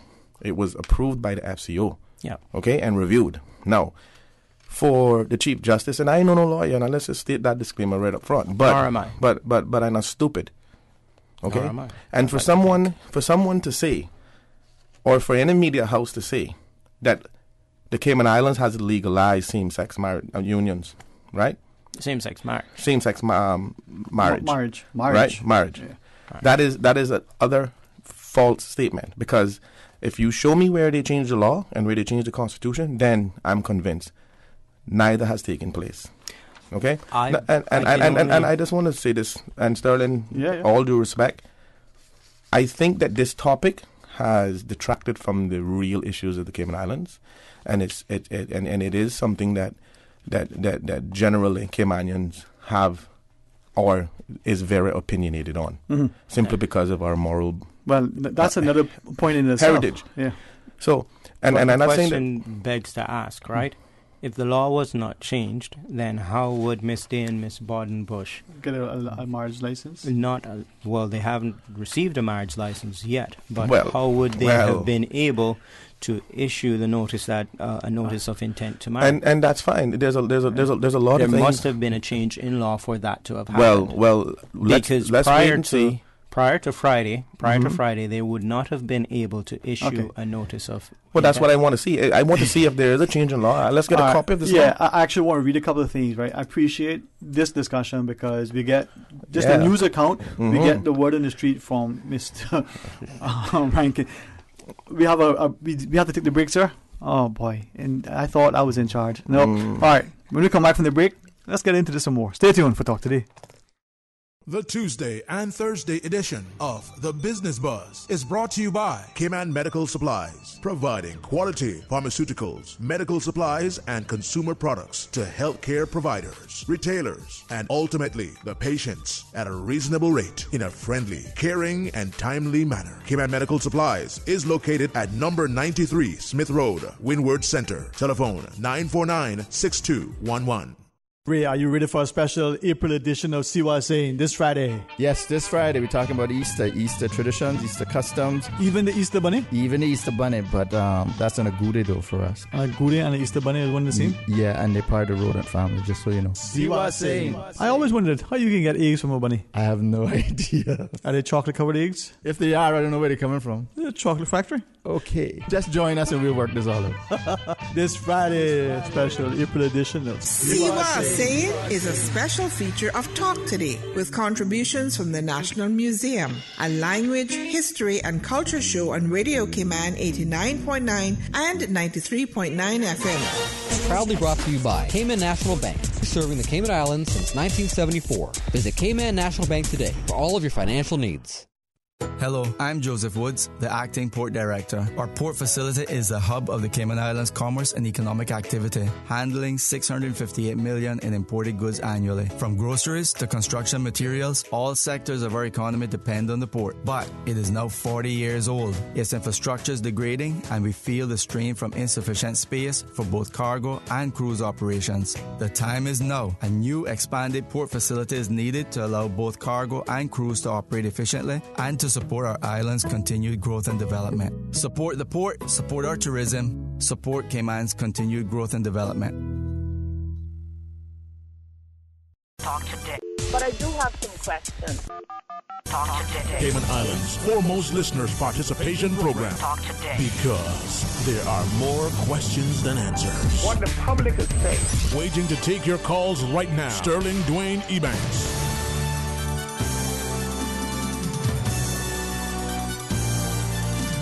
Hey, good afternoon and welcome back to Talk Today. Thank you so much for joining us. And if you're joining us and you were expecting the Honorable Opposition Leader or members from the Legislative Assembly to be in the studio, normally that would happen today. Mr. Miller has, as you know, if you're listening, and hopefully you're doing both. You know, you're in tune with us, but equally you're following along with our sister station, Breeze FM, and following the proceedings of the Legislative Assembly. I think, as I last looked earlier, MLA Kenneth Bryan was making his contribution. But in our studio, our news reporter, Andrel Harris, and the voice of the man on the street in the form of Mario Rankin sits with us. I think as we continue talking about the ruling from the court, Mr. Rankin said earlier, this is one issue, but there are many other more serious issues. But Mr. Rankin, you also started to share, and I didn't mean to interject and cut you, that people on the street are, my words, hot under the collar about this thing, all right? We stirred up a hornet's nest. Well, I just want to state personally that I don't have anything against individuals who choose exactly what they want to do in their personal capacity. I really don't, right? Mm-hmm. Right. But if we look at the implications on what type of precedents that we set within our small society, because just about everything has a great impact on our society because of the size and the nature of it, where everybody pretty much knows everybody. Yeah. And I think that it's important that we don't have a individual who has decided to find a loophole in a law that he rightfully may have used in order to derive at his decision. However, how do you avoid and how do you not take into consideration the section of the Constitution that clearly, without any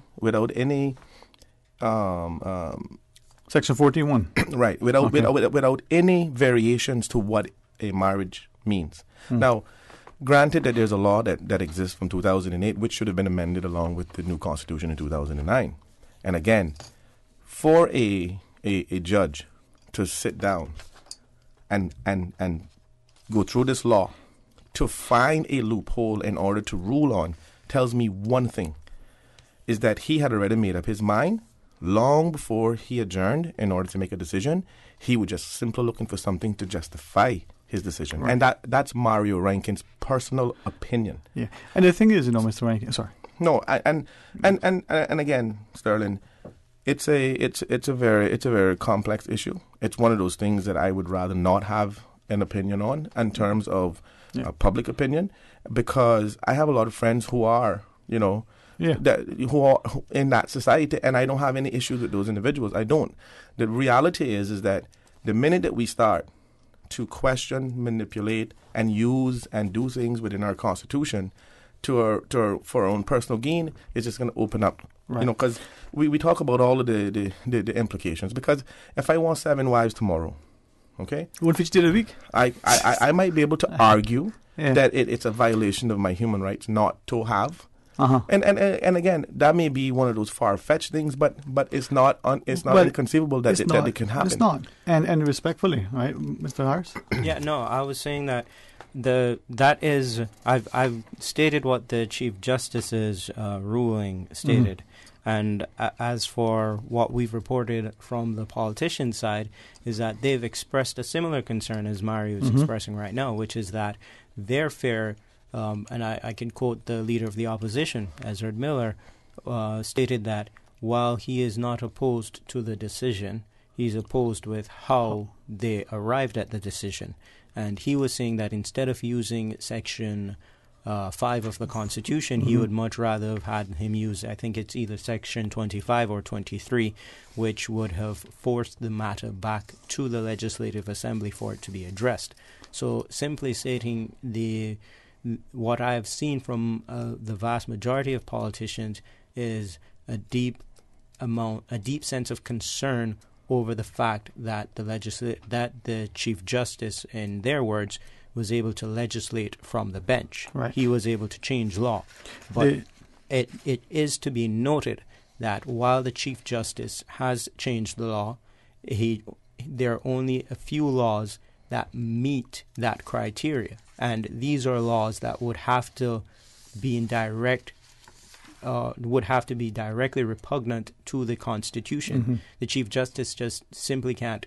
Well, let me not venture down that road. But what I can say, I could only say what we've reported on, and what we've reported on is that the reason why the Chief Justice says that he did not leave the matter for the courts, or rather for the legislators to handle. This was an argument, mind you, that was advanced by the professor, the lead attorney on the government's Professor side. Jowl, who was the constitutional expert that we hired, right? Exactly, as the respondent. And his argument was that this was a matter for the legislators, and that this matter should be sent back to the Legislative Assembly for them to decide if and when same-sex marriages should be imposed or implemented in Cayman. The judge dismissed this as being wholly without merit because he said the legislators had ample time to act. And now that the matter was in front of him, he had no choice because of Section 2 of that 1865 Colonial Laws Act. He was saying because of that he was bound to not turn a blind eye, and he had no choice but to deal with it. Right.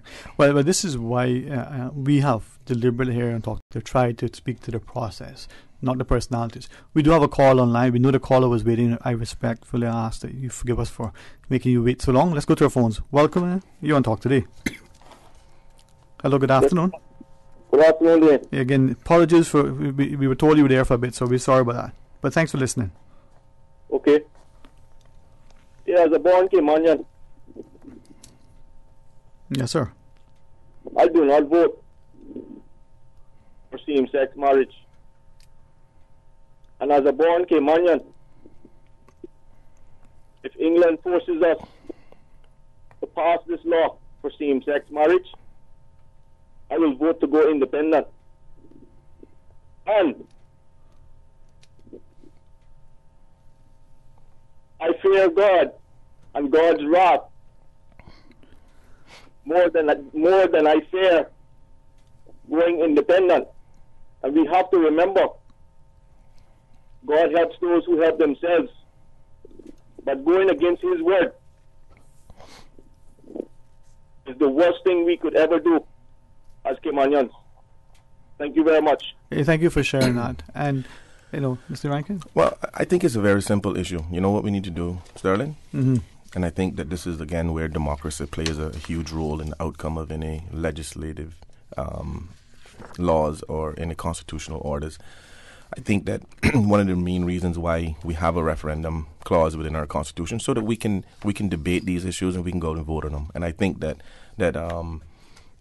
if we leave it in the hands of an individual, right, to interpret our laws and make a decision based on a law, because we all understand that the Constitution is a working document, and sometimes it outdates itself, and we have to upgrade, and we have to ensure that the constitutional orders are with the current times at hand.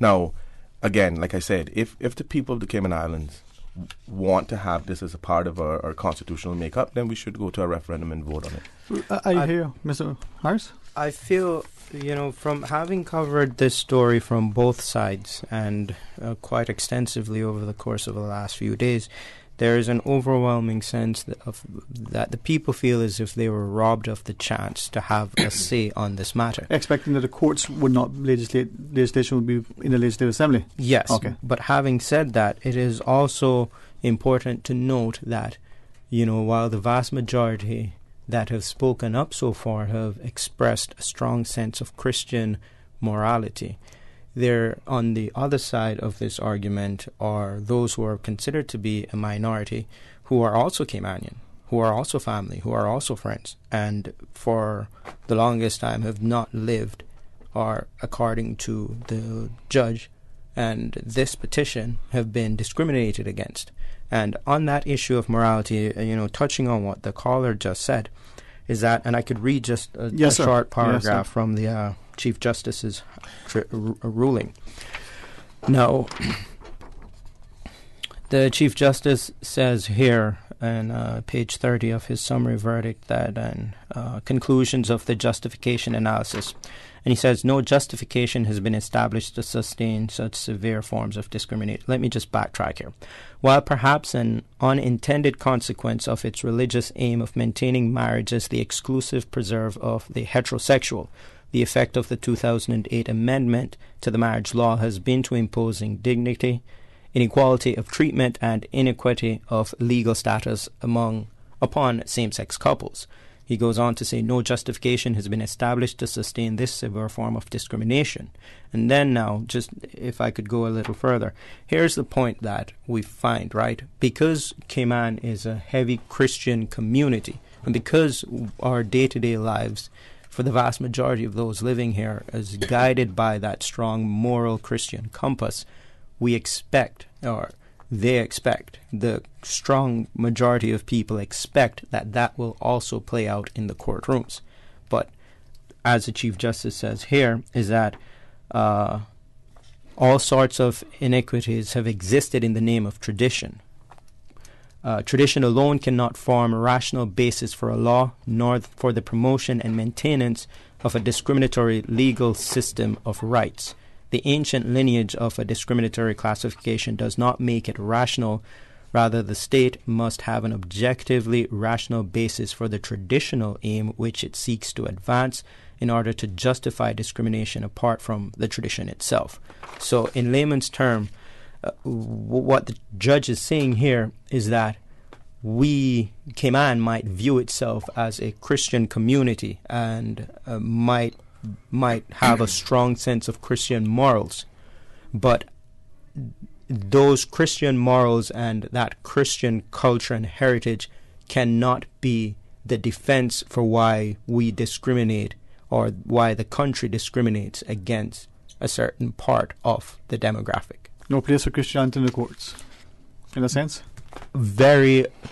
Not that there is no place for Christianity, but rather that Christianity cannot be the only source of defense for imposing a law. Well, in rebuttal to what his definition of... Can I... this is where I get in trouble with guests and with my... All right, no problem. All right, Mario has a rebuttal. We have a news to break to take. Yeah. We have a call online. Aye, stay tuned for Talk Today.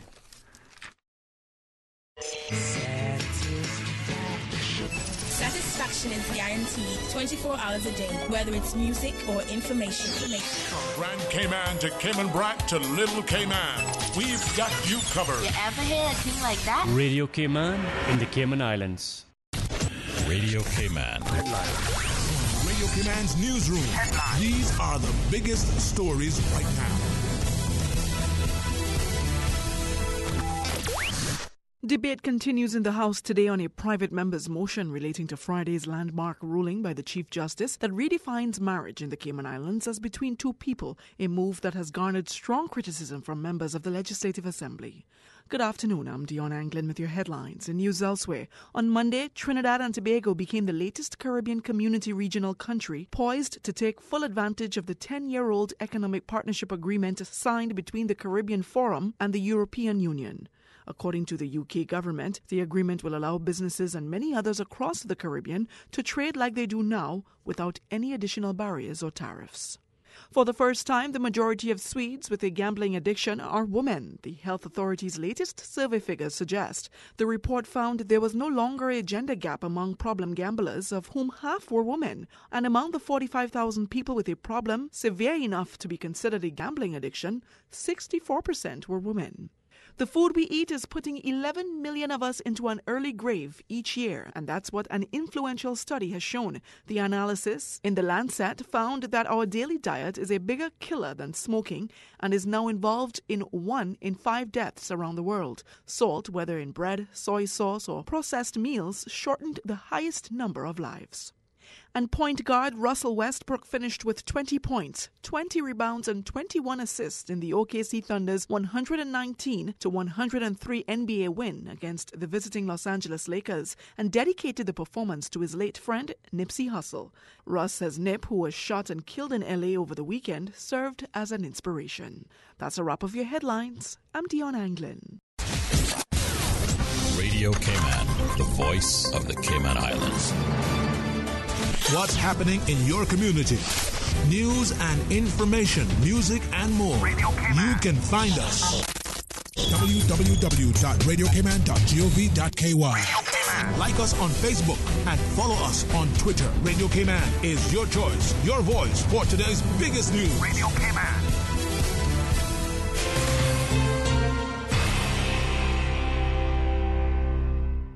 Ray, are you ready for a special April edition of See What I'm Saying this Friday? Yes, this Friday we're talking about Easter traditions, Easter customs. Even the Easter Bunny? Even the Easter Bunny, but that's on a Goody though for us. A Goody and the Easter Bunny is one and the same? Yeah, and they're part of the rodent family, just so you know. See what I'm saying. I always wondered how you can get eggs from a bunny. I have no idea. Are they chocolate covered eggs? If they are, I don't know where they're coming from. The chocolate factory. Okay, just join us and we'll work this all out. This Friday, special April edition of See What I'm Saying is a special feature of Talk Today with contributions from the National Museum, a language, history, and culture show on Radio Cayman 89.9 and 93.9 FM. Proudly brought to you by Cayman National Bank, serving the Cayman Islands since 1974. Visit Cayman National Bank today for all of your financial needs. Spring is in the air and Easter around the corner. So too is Savannah Pharmacy, your neighborhood pharmacy located in Countryside Shopping Village. Stocked with Easter gifts and treats and new spring apparel. Remember, they're always just around the corner with everything your family needs and convenient opening hours including Sundays and holidays. Get all of your Easter purchases at Savannah Pharmacy in Countryside Shopping Village or call 946-3336. Savannah Pharmacy, your neighborhood pharmacy located in Countryside Shopping Village. Excuse me, I noticed you from afar. Really? Me? Well, not you. The KFC sandwich you're eating? Oh, Zinger. Sorry, I'm not trying to be funny. No, it's called the Zinger Sandwich. Crunchy, juicy, 100% chicken breast, crisp lettuce, sweet mayo on a seeded bun with a little zing. KFC's chicken is not factory breaded, frozen and refried like the Burger Boys. Customize your KFC Zinger and dip it in barbecue sauce. Wow, now I'm starting to notice you too. KFC, it's finger licking good. Hello, I am Noel March, a small business owner in Georgetown for over 20 years. Small businesses depend on government to develop a quality infrastructure and environment that encourages entrepreneurs to create and grow local businesses, resulting in the creation of jobs and prosperity for Caymanians. Small businesses help drive our economy. Just as we have supported building the new airport, we must support the building of the new cargo and cruise port. It will give our tourism industry the opportunity to grow and Caymanian entrepreneurs the chance to shine. Support the port. Support our tourism. Talk today. But I do have some questions. Talk today. Cayman Islands' foremost listeners' participation program. Talk today. Because there are more questions than answers. What the public is saying. Waiting to take your calls right now. Sterling Dwayne Ebanks.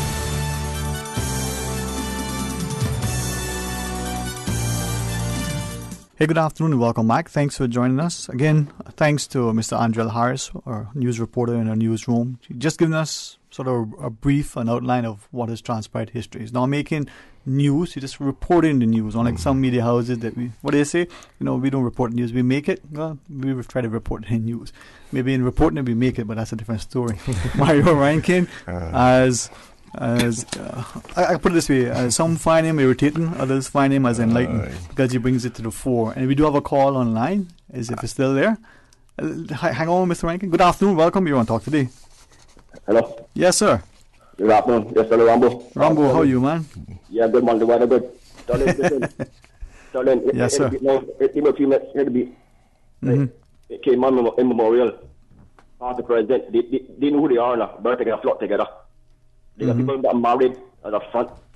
You know them, right? And that is true. Yeah, you see me though. You see me for that when 19 years old. I went on to Cuba. Sex tourism, safe sex, right? Yes, sir. I hear you. I have a chap there. I have a chap there. Just a blonde Russian, right? A chap of 15 plus now, right? And I've been heterosexual out there. And this whole discombobulated, confused state of it, and how you outline it, delineate it, or interpret it. Listen to me. Friday, my pressure went up. It started up yesterday. It stabilized now. Right? With Mr. Bush and Alden, with the introduction. Listen, the legislative assembly, the members, they're the one that legislate the law and the land. That whole element of it now. And Friday with the Chief Justice, he perpetrate, right, this unicorn ruling, right? It tends to a few now. It's directly. It tends to a few now. So understand now. So then the whole project make now this afternoon, right? We got stand guard. Right? You got to draw a line now, a parallel line, a border line, right? A demarcation. You got to draw a line, right? Got a parallel line no meeting now. She moving straight, right? To you got to draw a line, so right, for president, so that any overseas, any UK citizens welcome here to reside here and run for office. So you got to draw a line from that, right? Despite if they disappointed, listen, we made history yesterday. You tell them we made history, right? We made history yesterday. Yeah, man. April 3rd.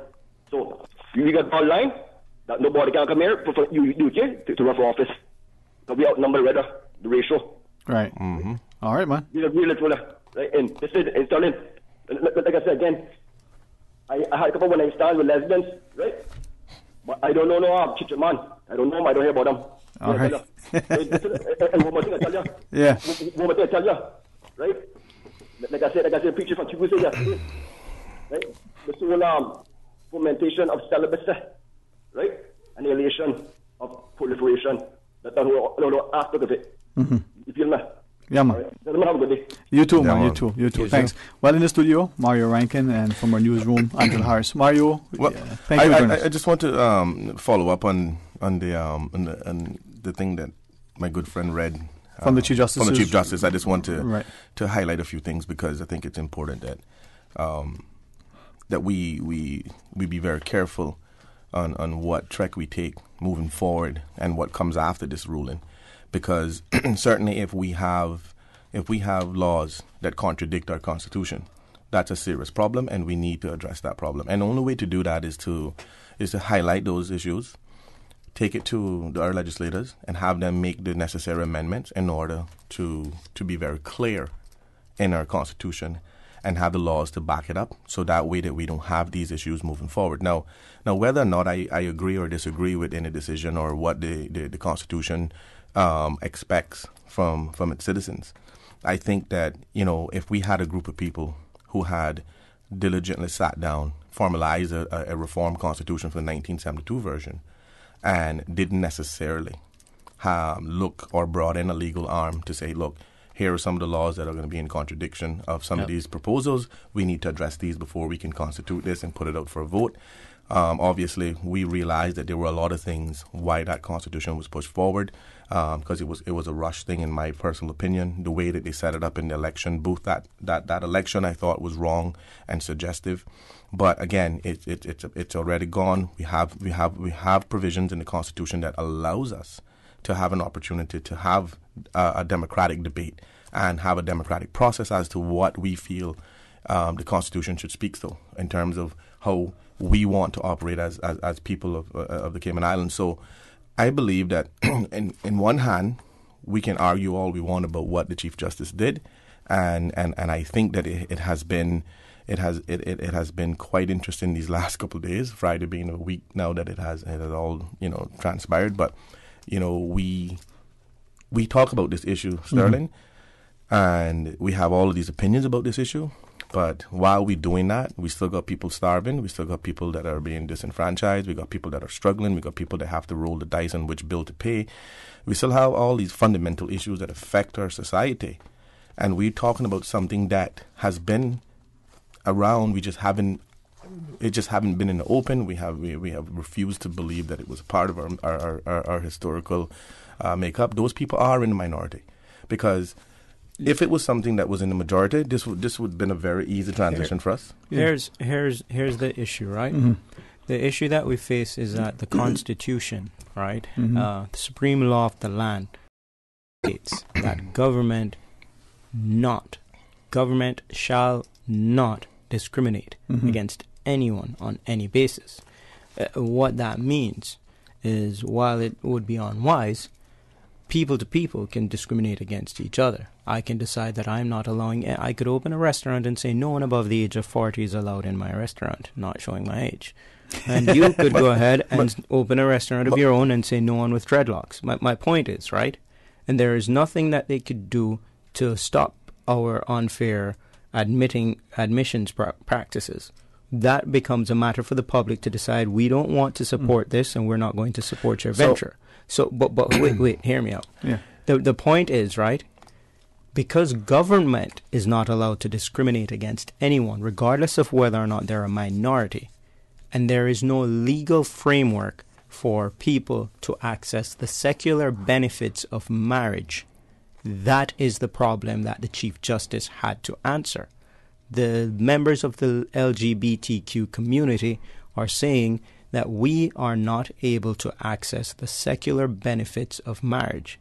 They're not able to access health and pension through dependencies and all these things. And I think that was one of the key issues as to why this petition went forward. But again, there are many ways in order to accomplish the same thing without the alteration of a historical lens. Now, what should have happened was, in my personal opinion, is that there should have been a legislation, or there should have been a conversation about when a person brings a certificate of marriage from a different jurisdiction which allows same-sex marriages, that they would have an opportunity to bring that person in as a dependent or as a spouse, simply because they have a legal documentation from another jurisdiction that clearly identifies and their union as marriage.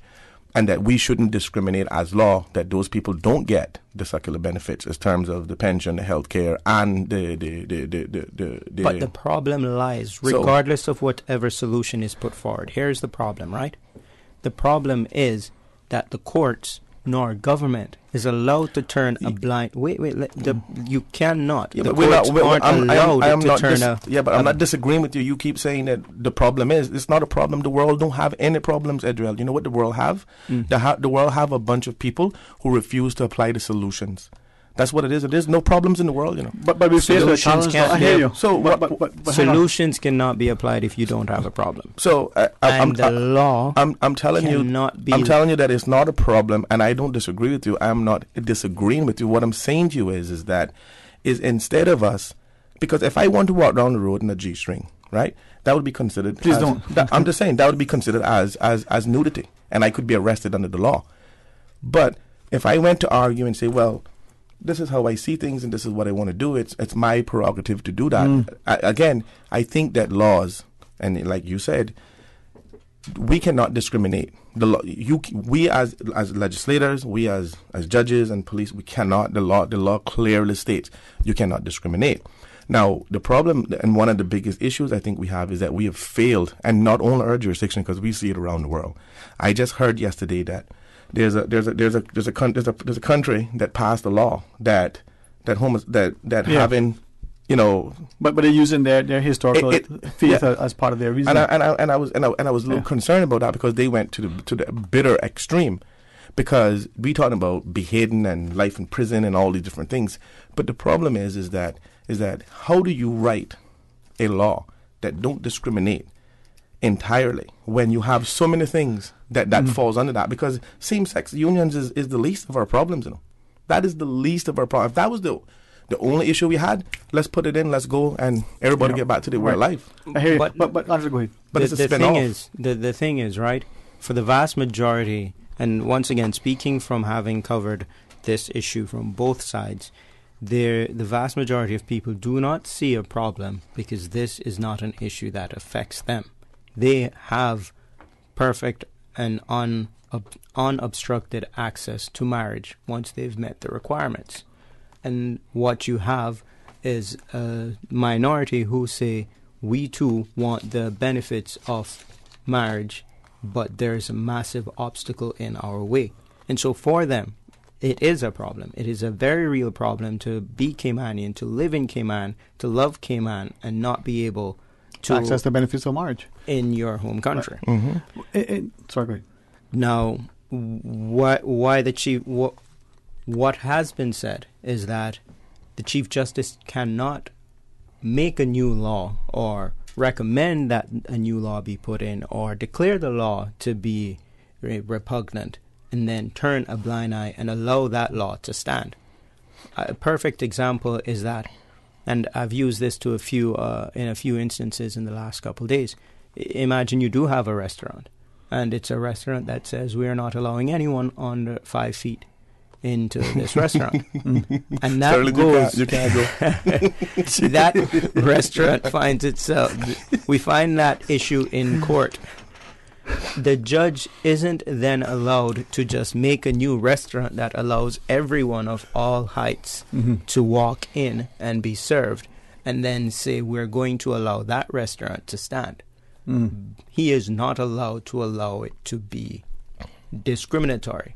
And what we have is substitute that restaurant for the marriage law. As long as the marriage law discriminates against a group, it is not allowed to be left in its format, or the judge is not allowed to turn a blind eye to it. Something that the Honourable Premier shared, and I would think it would help us because it's not a lot to read. I know some of us don't have much time, but read the statement by the Honourable Premier. Yes. Read the summary of the judgment by the Grand Court judge, and read it for yourself. But Honourable Premier, in the statement to the Legislative Assembly, I think my interpretation captured the sentiment of men in the community in that they didn't think that the courts were willing or were even able to do what was, the Honourable Premier, and I'll just read, he says, but we believe that introducing the entirely new concept of same-sex marriage into the existing marriage law goes way beyond, now these are the words of the Honourable Premier, way beyond any reasonable interpretation of modification or adaptation. This, we believe, might be inconsistent with the separation of powers by trespassing on the constitutional remit of this Legislative Assembly. Now, you can interpret it how you want, but basically he said, it should be self-explanatory. I think that's part of the challenge. Now, where me personally, right? I've reached out to many people and said, just give me some insight. And I said this to 2 people just this morning. We are, without smiling back moon, there are no leaders in this community. Nobody wants to step up. I'm grateful to both of you for sharing a perspective, right? Yeah. So that we can have some discourse. And what if the Premier's words were taken into consideration and went in, and that explanation went into the Constitution? It doesn't change the fact that the explanation is in contradiction with the human rights element of the law. Yeah. Because it's discriminating. Whatever your explanation is why you don't want to have same-sex marriage, right? Unions. It's still. But what you have to understand, right? It still discriminates. The issue that both the courts and the legislators have found themselves in is that you have the supreme law of the land saying that there will be no discrimination, right? And no law that falls below that supreme law is allowed. No law that falls beneath the Constitution is then allowed to conflict that Constitution. I think this is what's important and that's exactly the problem. Yeah, but remember the marriage law, right, Mario? Says that you got to be a certain age to get married. You have to be a marriageable age, right? Of your own free will, and you can't have been married. I go on quick scenario then. Be married. Yeah. What happens to those individuals who have children under the age of 18? Well, you know the notion of statutory rape and the like, right? Well, Many people don't understand that. Well, I mean, right? let's. I am no expert on this, but I have been advised that, and I'm not sure that this is in our jurisdiction. So I will say that from my limited understanding, I've been told that there are exceptional circumstances where people are allowed to get, if I think it's once you've reached the age of like 15 or 16, or I'm once again not an expert, with the permission and approval of one's parents. Yeah, they can get married. Allowed to engage in a marital contract. But that is not, and that is written in the law because if you look at it, right, if like you said, the age of marriage is 18.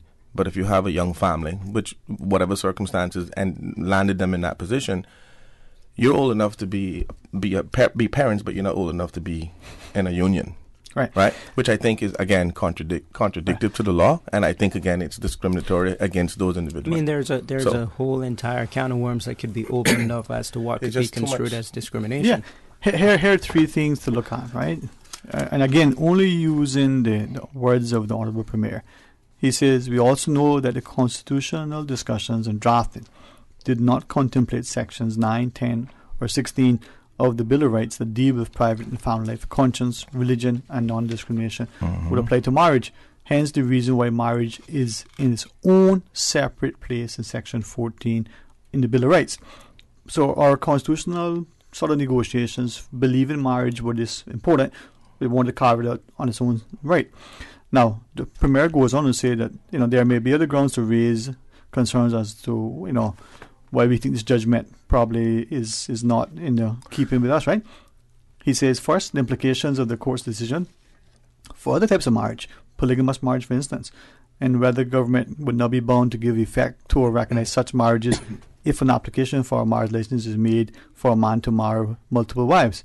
He says the second concern relates to the extent to the powers of the court under Section 5, subsection 1 of the Constitution to modify legislation on matters such as the right to marry, bring into question the appropriate separation of powers under the Constitution, and whether, by exercising those powers under Section 5, subsection 1, the court has exceeded the mandate under the principle of powers of separation of powers, right? And the third one is concern is whether, given the language in Section 14 of the Constitution, right, if it was open to the court to find that the right to marry and found a family could be located in other rights within the Bill of Rights, namely in sections 9 and 10 of that document. Now, the Honourable Premier is very astute, very eloquent, is a trained lawyer in himself. To Andrea's point, this ruling is something that I would like us as a people to discuss. The proceedings in the Legislative Assembly, not talk about John and Mary or Peter and Sue. I agree. Right? It shouldn't be in talk an individual. About, I've had... So, I have a very interesting. I'm trying to think ahead, right? Because we now have to look at what's going to happen after this because they're going to have an appeal. So let's just say that these two individuals were to go on and got married under this new provision that the Chief Justice has put in place, right? And they got married, and then this appeal comes through, and for argument's sake, the government wins the appeal. How do we then take back or not? I'm trying to figure out. If let us say that the appeal is successful. If the appeal is successful, then the law would be reverted. The definition would then be brought back to a union between a man and a woman. Right. In essence, undoing what the Chief Justice has done. However, in order for this to happen, once again, the panel that sits above this, the appeal judges, the tribunal would have to be completely convinced, right, that the law as it was not repugnant to the Constitution, and furthermore that there was no discrimination being felt by any one minority or any group. Right. No, I totally agree with that. But that wasn't the concern that I had. The concern I had is that, let's say they were successful, right? For whatever reason, they convinced that council to reverse that decision. Right? You're looking at the social impact. I'm looking at what happens to the two individuals who are now married under the new provision. That I'm just saying, do we revoke it? Do we take it back? Do we not recognize it? Do their benefits disappear as a union? Yeah. And I think that in itself again would cause another social issue, and it would be something that we would have to then because I just do not see how at this point in our history, all of the adversities that we have overcome to get where we are, and we have systematically left behind the general rule of thumb is to take care of all your people, right? And now that we're having a national debate because it's a moral issue, right? Now, my only concern in that whole thing is that whereas this may be a moral issue for a lot of historic Caymanians, and I know that they're very upset over this, and that they don't necessarily see eye to eye with the decision that was made, the realities is that we've had these laws sitting in our books for many years. No one has cared to even address those things. Now that we have individuals who are But Mario, tell me this. Visionaries. Yeah? Tell me this. A man my 13 senior. seconds. No, go Can you be honest and tell me that 10, 15, 20 years ago, a homosexual couple would have the nerve to bring forward or advance such a case? Well, this is exactly Cayman of that day. This is exactly my point. We are now in a time and era where people are bold, people are ambitious and creative and very consistent. So now that we are being tasked with these particular issues, we now see how broken down our laws actually are. We need to actually have a complete revamp and look at a lot of the laws that may contradict and create hindrances for our very existence. Let's ask a question, right? Given where we are now, understanding that we've seen circulated, we've heard the Honorable Education Minister make statements in the Legislative Assembly, right? So presumably an application for a marriage license has been at least applied for, with the marriage taking place next Wednesday or the likes. Notice of intent to marry. Notice of intent to marry. That was the legal term. Okay, thank you for clarifying that. Two things. One, if our duly elected members of the Legislative Assembly feel that this issue is so pressing, can they, even in the sitting, bring about an amendment or something through our legislation to say this is what it is? Secondly, in the light, this is just questions I have from others as well, in light of the fact that potentially this could be subject to an appeal, where the Honourable Premier has said, we've told the Attorney General we want you to seek a stay of execution and the like. Does that now mean that whoever it is, the civil registrar and the like, will now not move forward with issuing license until this thing sees its course? Until a stay has been issued by the Grand Court, they can't stop it. Exactly. They can't stop it. That's right. And not only that, right, the issue is whether or not, even if, let us say that a stay is eventually issued, it's a matter of timing. And we will be actually, ironic that timely that you would bring this up, we will be having this exact story on the 6 p.m. news. No plug intended, but hey. I want you to, because the reason we asked Andral, and seriously, he has been very, very mindful of. You guys hear the beat too? Nah, don't be shaking. No, bro, that's a business. Say we're going over time. I've created indulgence just for a few more seconds, only because I want the public to start thinking to talk about principles and policies. We can talk about personalities all along, but it doesn't make any. True. All right. Not even during election time. I'll pay for the extra 5 minutes. No, but you can't pay for that. Trust me, I can pay for that. I think you are right, Sterling, in saying that at the end of the day, we have to realize that this is bigger than any one of us. Any one individual. Yeah. And our laws, our constitutional order and laws have to be looked at, and we have to find those. It needs to be comprehensive laws. And it have to be very defined and clear. Okay. So the third thing is, right, one, not only will it, and if the legislators will act now, two, whether timely or not there'll be the license issued, but the third thing, the matter of objections. Yeah. That now you need to be very careful because, and not to give away the story, but in order for you to object, it must fall under one of the listed objections under the marriage law. And to object for simply the purpose of objecting could be seen as a vexatious objection, which could land one behind or facing criminal charges. And perhaps equally, and some have shared with me, perhaps the most pressing, the most important thing now is if to date the Legislative Assembly and all the parliamentarians and if the wider community were always of the view that laws were made by the Legislative Assembly and enforced by the courts, if this is now well, wait a minute, that's not the case, because a lot of people seem to have been caught flat-footed, off guard. If that is not the case, what, if anything, will be done in order to make sure that there is a separation? Right. These are just questions, because... And a lot of the opinions circulating came off of popular belief, right? As opposed to fact. To fact, which is scary, because, as was mentioned earlier, is that there are a lot of laws that one might have think are dormant, and there are many who might not know about. I will be frank to say, prior to Friday, I had no clue about the 1865 Colonial Laws Act. Few people do, but the thing is, right? And again, I reached out to some attorneys who are not practicing in this jurisdiction, but they're practicing in the Commonwealth. Yeah. So I've avoided, not because they're not knowledgeable, I've avoided speaking authoritatively to American lawyers, because depending on which state you're in, but there are similarities under the British common law. Yes. And they've given me some insight. There's this notion of interpretation, specific versus general. One sharing, well, if the specific interpretation is this, then you can't go by the general. Like you said, Andrea, if a law comes after, then that law is supposed to supersede what came before. Remember, some years ago, within the summary court, one of the magistrates said that because the penalty for number selling, for gambling, was only like 2 cents or whatever. $150. Yeah, it wasn't even that much. It was pence. The most recent fine I saw was something as crazy as $25 a fine. Yeah. Was this issued was in the summary court. If not a year ago. Before that, it was like it was still in pence. It was still in shilling, pounds, and you got to be kidding me. No, seriously. So the magistrate, if I have recollection from what the news media reported, said that this thing is so trivial and foolish that it doesn't make sense to even prosecute. So I didn't even bother to proceed with it. Right? Words to that effect. Right? Now, we know, as Angel and both of you have shared, that we have laws that have never been properly revised and up to date.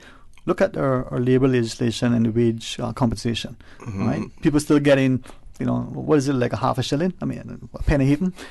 We need to address the pressing issues as you've shared. Yeah. Again, the question is, if the executive, the cabinet, is accountable to the legislative, the legislature is accountable to the voter, to whom is the judiciary accountable? Right. We don't elect them. Well, that's very interesting. The judiciary is supposed to stand as an impartial, independent unit, enforcing laws that are being passed by the parliament that reflect not just enforcing, but it is also for them to interpret the laws, adjudicating, right? Exactly. Yeah. So here is a very interesting thought. So we have our elected members who have now objected and now asked for an appeal of a law. Have said that they have instructed an appeal. Yes. Okay. Nice words. Okay. Right. And knowing that the Premier is a lawyer, you would figure and he was a major player in the new Constitution in 2009. We need to add that there are 9 founding members of that Constitution in the LA right now. And the sitting Premier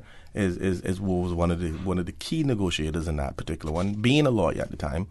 And it's very concerning to me that this issue arises now, knowing that back then we could have done a better job on trying to rectify cases like this, because like you said, Adriel, earlier, is that 25 years ago you would have never imagined, but 2008 and 2009 wasn't that long ago. Sure. And the 2009 Constitution is our revised, our updated version, from the 1972 version of it, right? So it begs, we had a 91 amendment too, right? Right. Or 90 or whatever. Right. Yeah. And it goes back to when the Premier and his office was just off abroad in England looking for constitutional changes, and they put a lot of exemptions on the FOI law, which I thought was very interesting, because again, the FOI was one of their assertions in the new revised Constitution, and now that I believe that their office got the most heat on FOIs, they figured, well, okay, we need to put some more exemptions so that we can be less accountable for some of the actions that we take. So I leave the Cayman Islands and all the listeners with this. We have a petition to have a referendum, to have a decision on the cruise port. I think that precedent is extremely important when it comes to due process such as this, because now the people of the Cayman Islands would have an opportunity to exercise their democratic right outside of the walls of Parliament, who we duly elect in order to make decisions for our country and for the betterment of our country and for the continuity of Caymanians.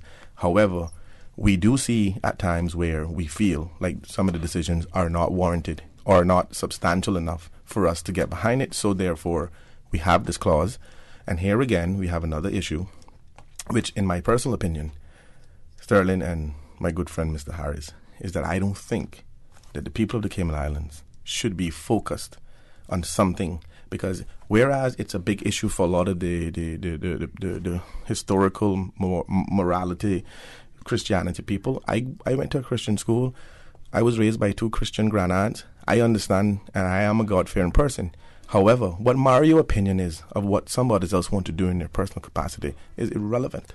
Okay, and that's just my opinion. So, I want to ensure that my 3 kids have an opportunity to live in an environment that we have control of, that we have an opportunity to have a say in, and that we can reserve and preserve certain things for future generations.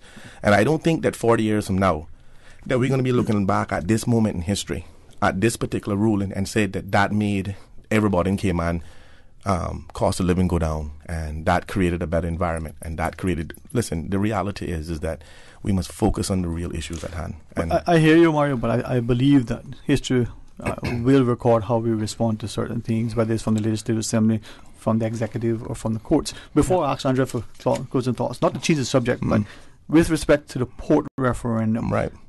Where are we quickly? Do we have the signatures? Will we have? We're going through the verification process. So what we're doing now is all the signatures that we have collected, and we continue to collect.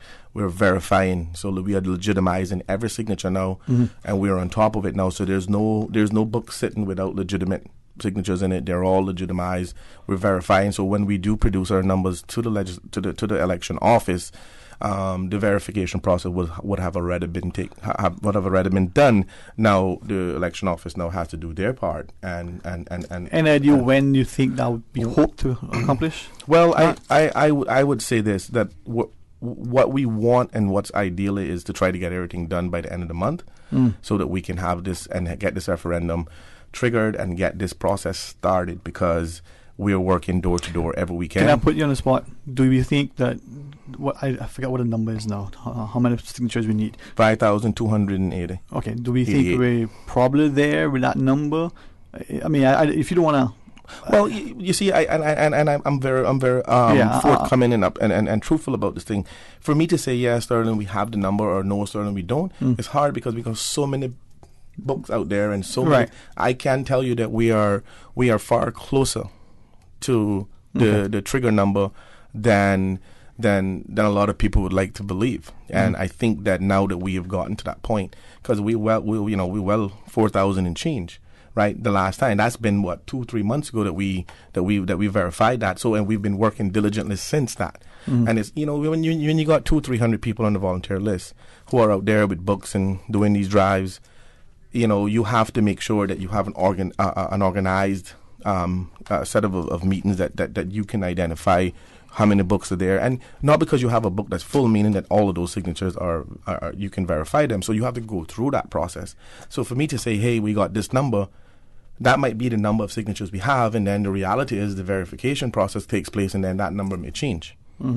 So I want to be very honest and upfront and just let the people know, because obviously if we had the 5,288, we would have triggered it already. Right. Yeah. But it's still time to sign, and sign it doesn't mean that you're for or against. It just means and it goes back to what my good friend said earlier, is that we have to be a part of the due process, and we have to see, and we have to partake. Well, listen, my uncle was one of the 200 that went down and fought with the Trinidad Royal Navy.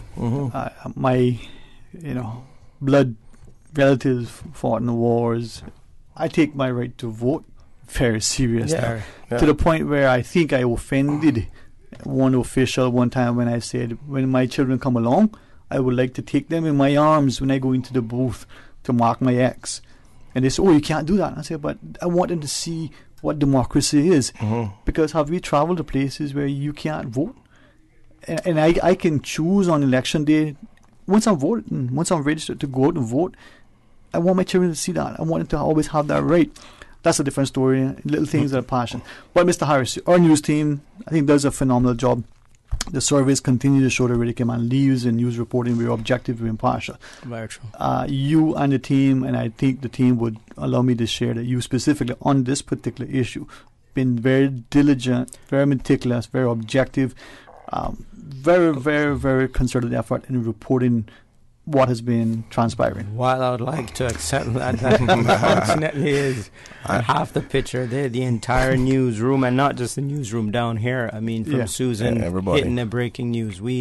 It's really the station. But the only thing that I would add is just that the station will continue to bring you this impartial source of news. And come 6 o'clock, we will be having more on this very, very pertinent topic.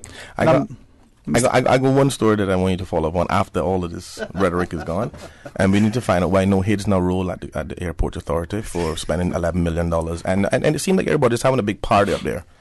So I need our $11 million back. Because 11? Well, that's what they've reported. If there is a story, there's Radio a story there. Cayman will not shy away from any story, and we will report the accurate facts. The facts. Well, the facts are is that they overspent $11 million, and nobody was held accountable. We need to find out why. Yeah. All right. Listen, Mr. Rankin, thank you for keeping company. Mr. Andrel Harris on our news team, thank you for sharing with us, as you heard, just an update, outline of what transpired. To our good friends through the window across the glass for giving us, 15 minutes and 15 seconds over. To Miss Norma, hey, listen, sometimes you ask forgiveness and other times you just take liberty. Well, today's one of those. To our listeners, tomorrow, if I'm still employed, I come back here with Ray Banker. We're going to have a little bit of fun. We're going to be talking about Easter traditions on our, sort of modified Siwa saying. Share with us, whether you're in a BRAC or whether you're in East End. What was Easter like for you? What are the traditions? We want to laugh, but we want to learn. I always enjoy those classes where the teacher was able to do both. I learned better when it was a more jovial setting. Maybe some of you need to be more stoic. Some of us need to be a little bit more, light and hearted, as it were. But as I laugh and jest, I'm seriously committed to this country. I love this place. Let's do what we can to make it better. Each and every single one of us. Until tomorrow, let's be blessed.